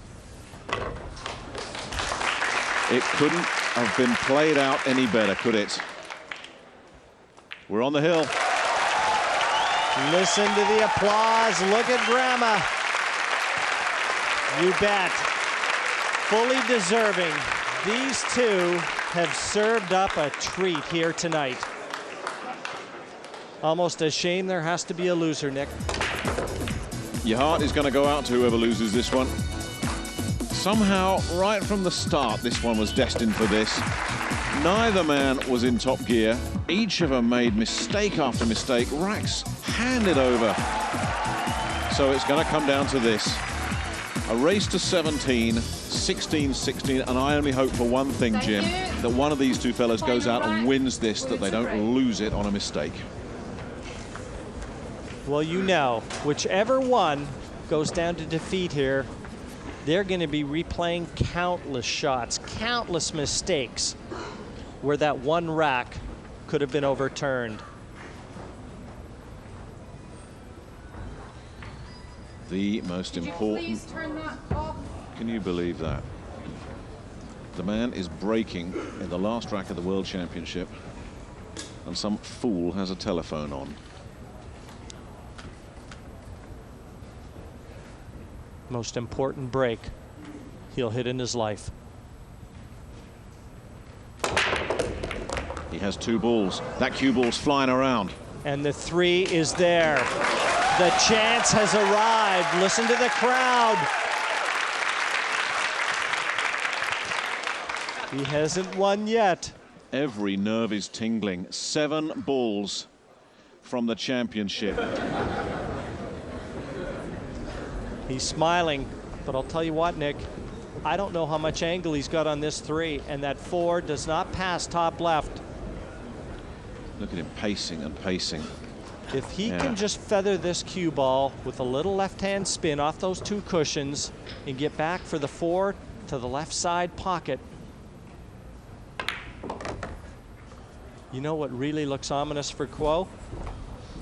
I think Wu's enjoying this moment. What did we say in rack 1 when Jerry Forsyth was with us? This man is too young to know fear. If this goes, the championship may be his, but he's got some work to do on the 5 yet. And people in this auditorium can barely contain themselves. It's so close now. Well, they're going to be erupting in 4 balls time. 16-12 when Kuo was breaking. 3. On a practice table at home, he cleans up 99 times out of 100. Nick, you don't choreograph moments like this. This is tremendous stuff. And it's agony in the other chair. And even Kuo understanding the moment, the enormity of it all. And he's a part of it. It's not ideal. It's not. Is there one more turn of the page? It's not ideal. Where does the cue ball go? It looks pretty close to ideal to me, Jim White. The celebration can start. You are going to be crowning a 16-year-old world champion. Can you believe it? Quietly, please. He's asked for the ball to be clean. No, he hasn't. He's asked for the rest. I'm sure he's asked for this just to compose himself.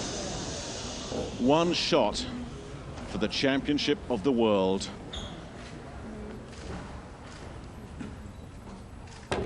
It's there, Nick. He's done it. The last 5 racks in a row.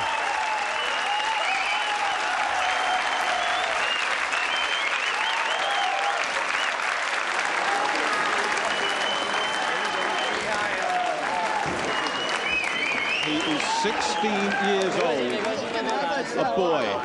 But tonight, Wu Jiaqing is a giant among men.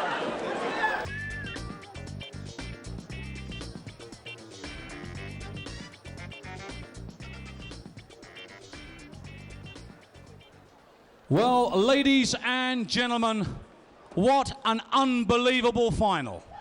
It's time now to meet our distinguished presentation party.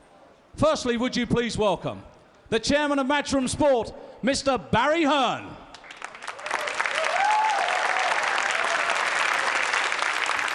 And now, ladies and gentlemen, would you please welcome the mayor of Kaohsiung, Chi Mai-chen. The president of the WPA, Mr. Ian Anderson.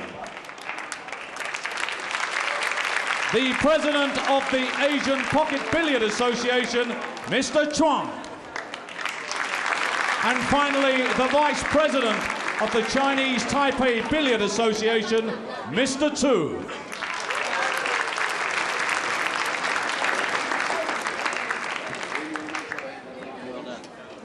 Well, ladies and gentlemen, an unbelievable tournament. Would you please welcome our bronze medalist, our two semi-finalists from the Philippines, Marlon Manalo.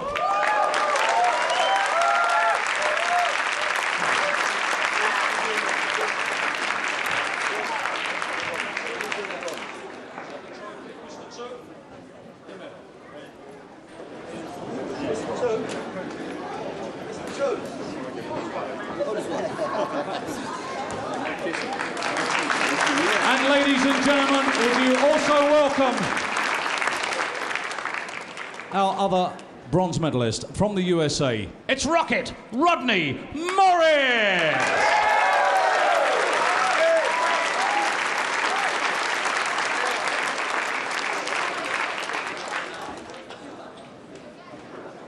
Well done. Next time, another stage.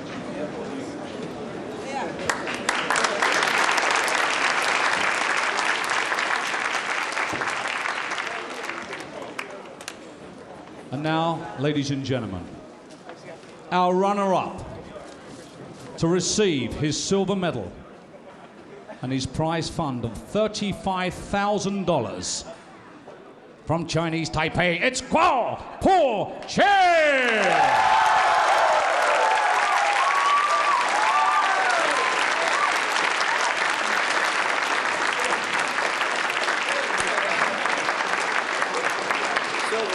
Gold next year. Very well done. Oops.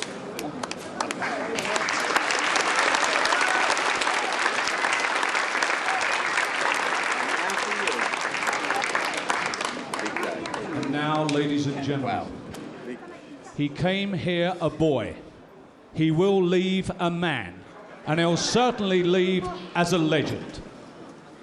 For the winner to receive his gold medal, his $75,000 prize, the magnificent trophy, and most important of all, the title of the 2005 Kaohsiung World Pool Champion of the World, it's Wu Jiaqing!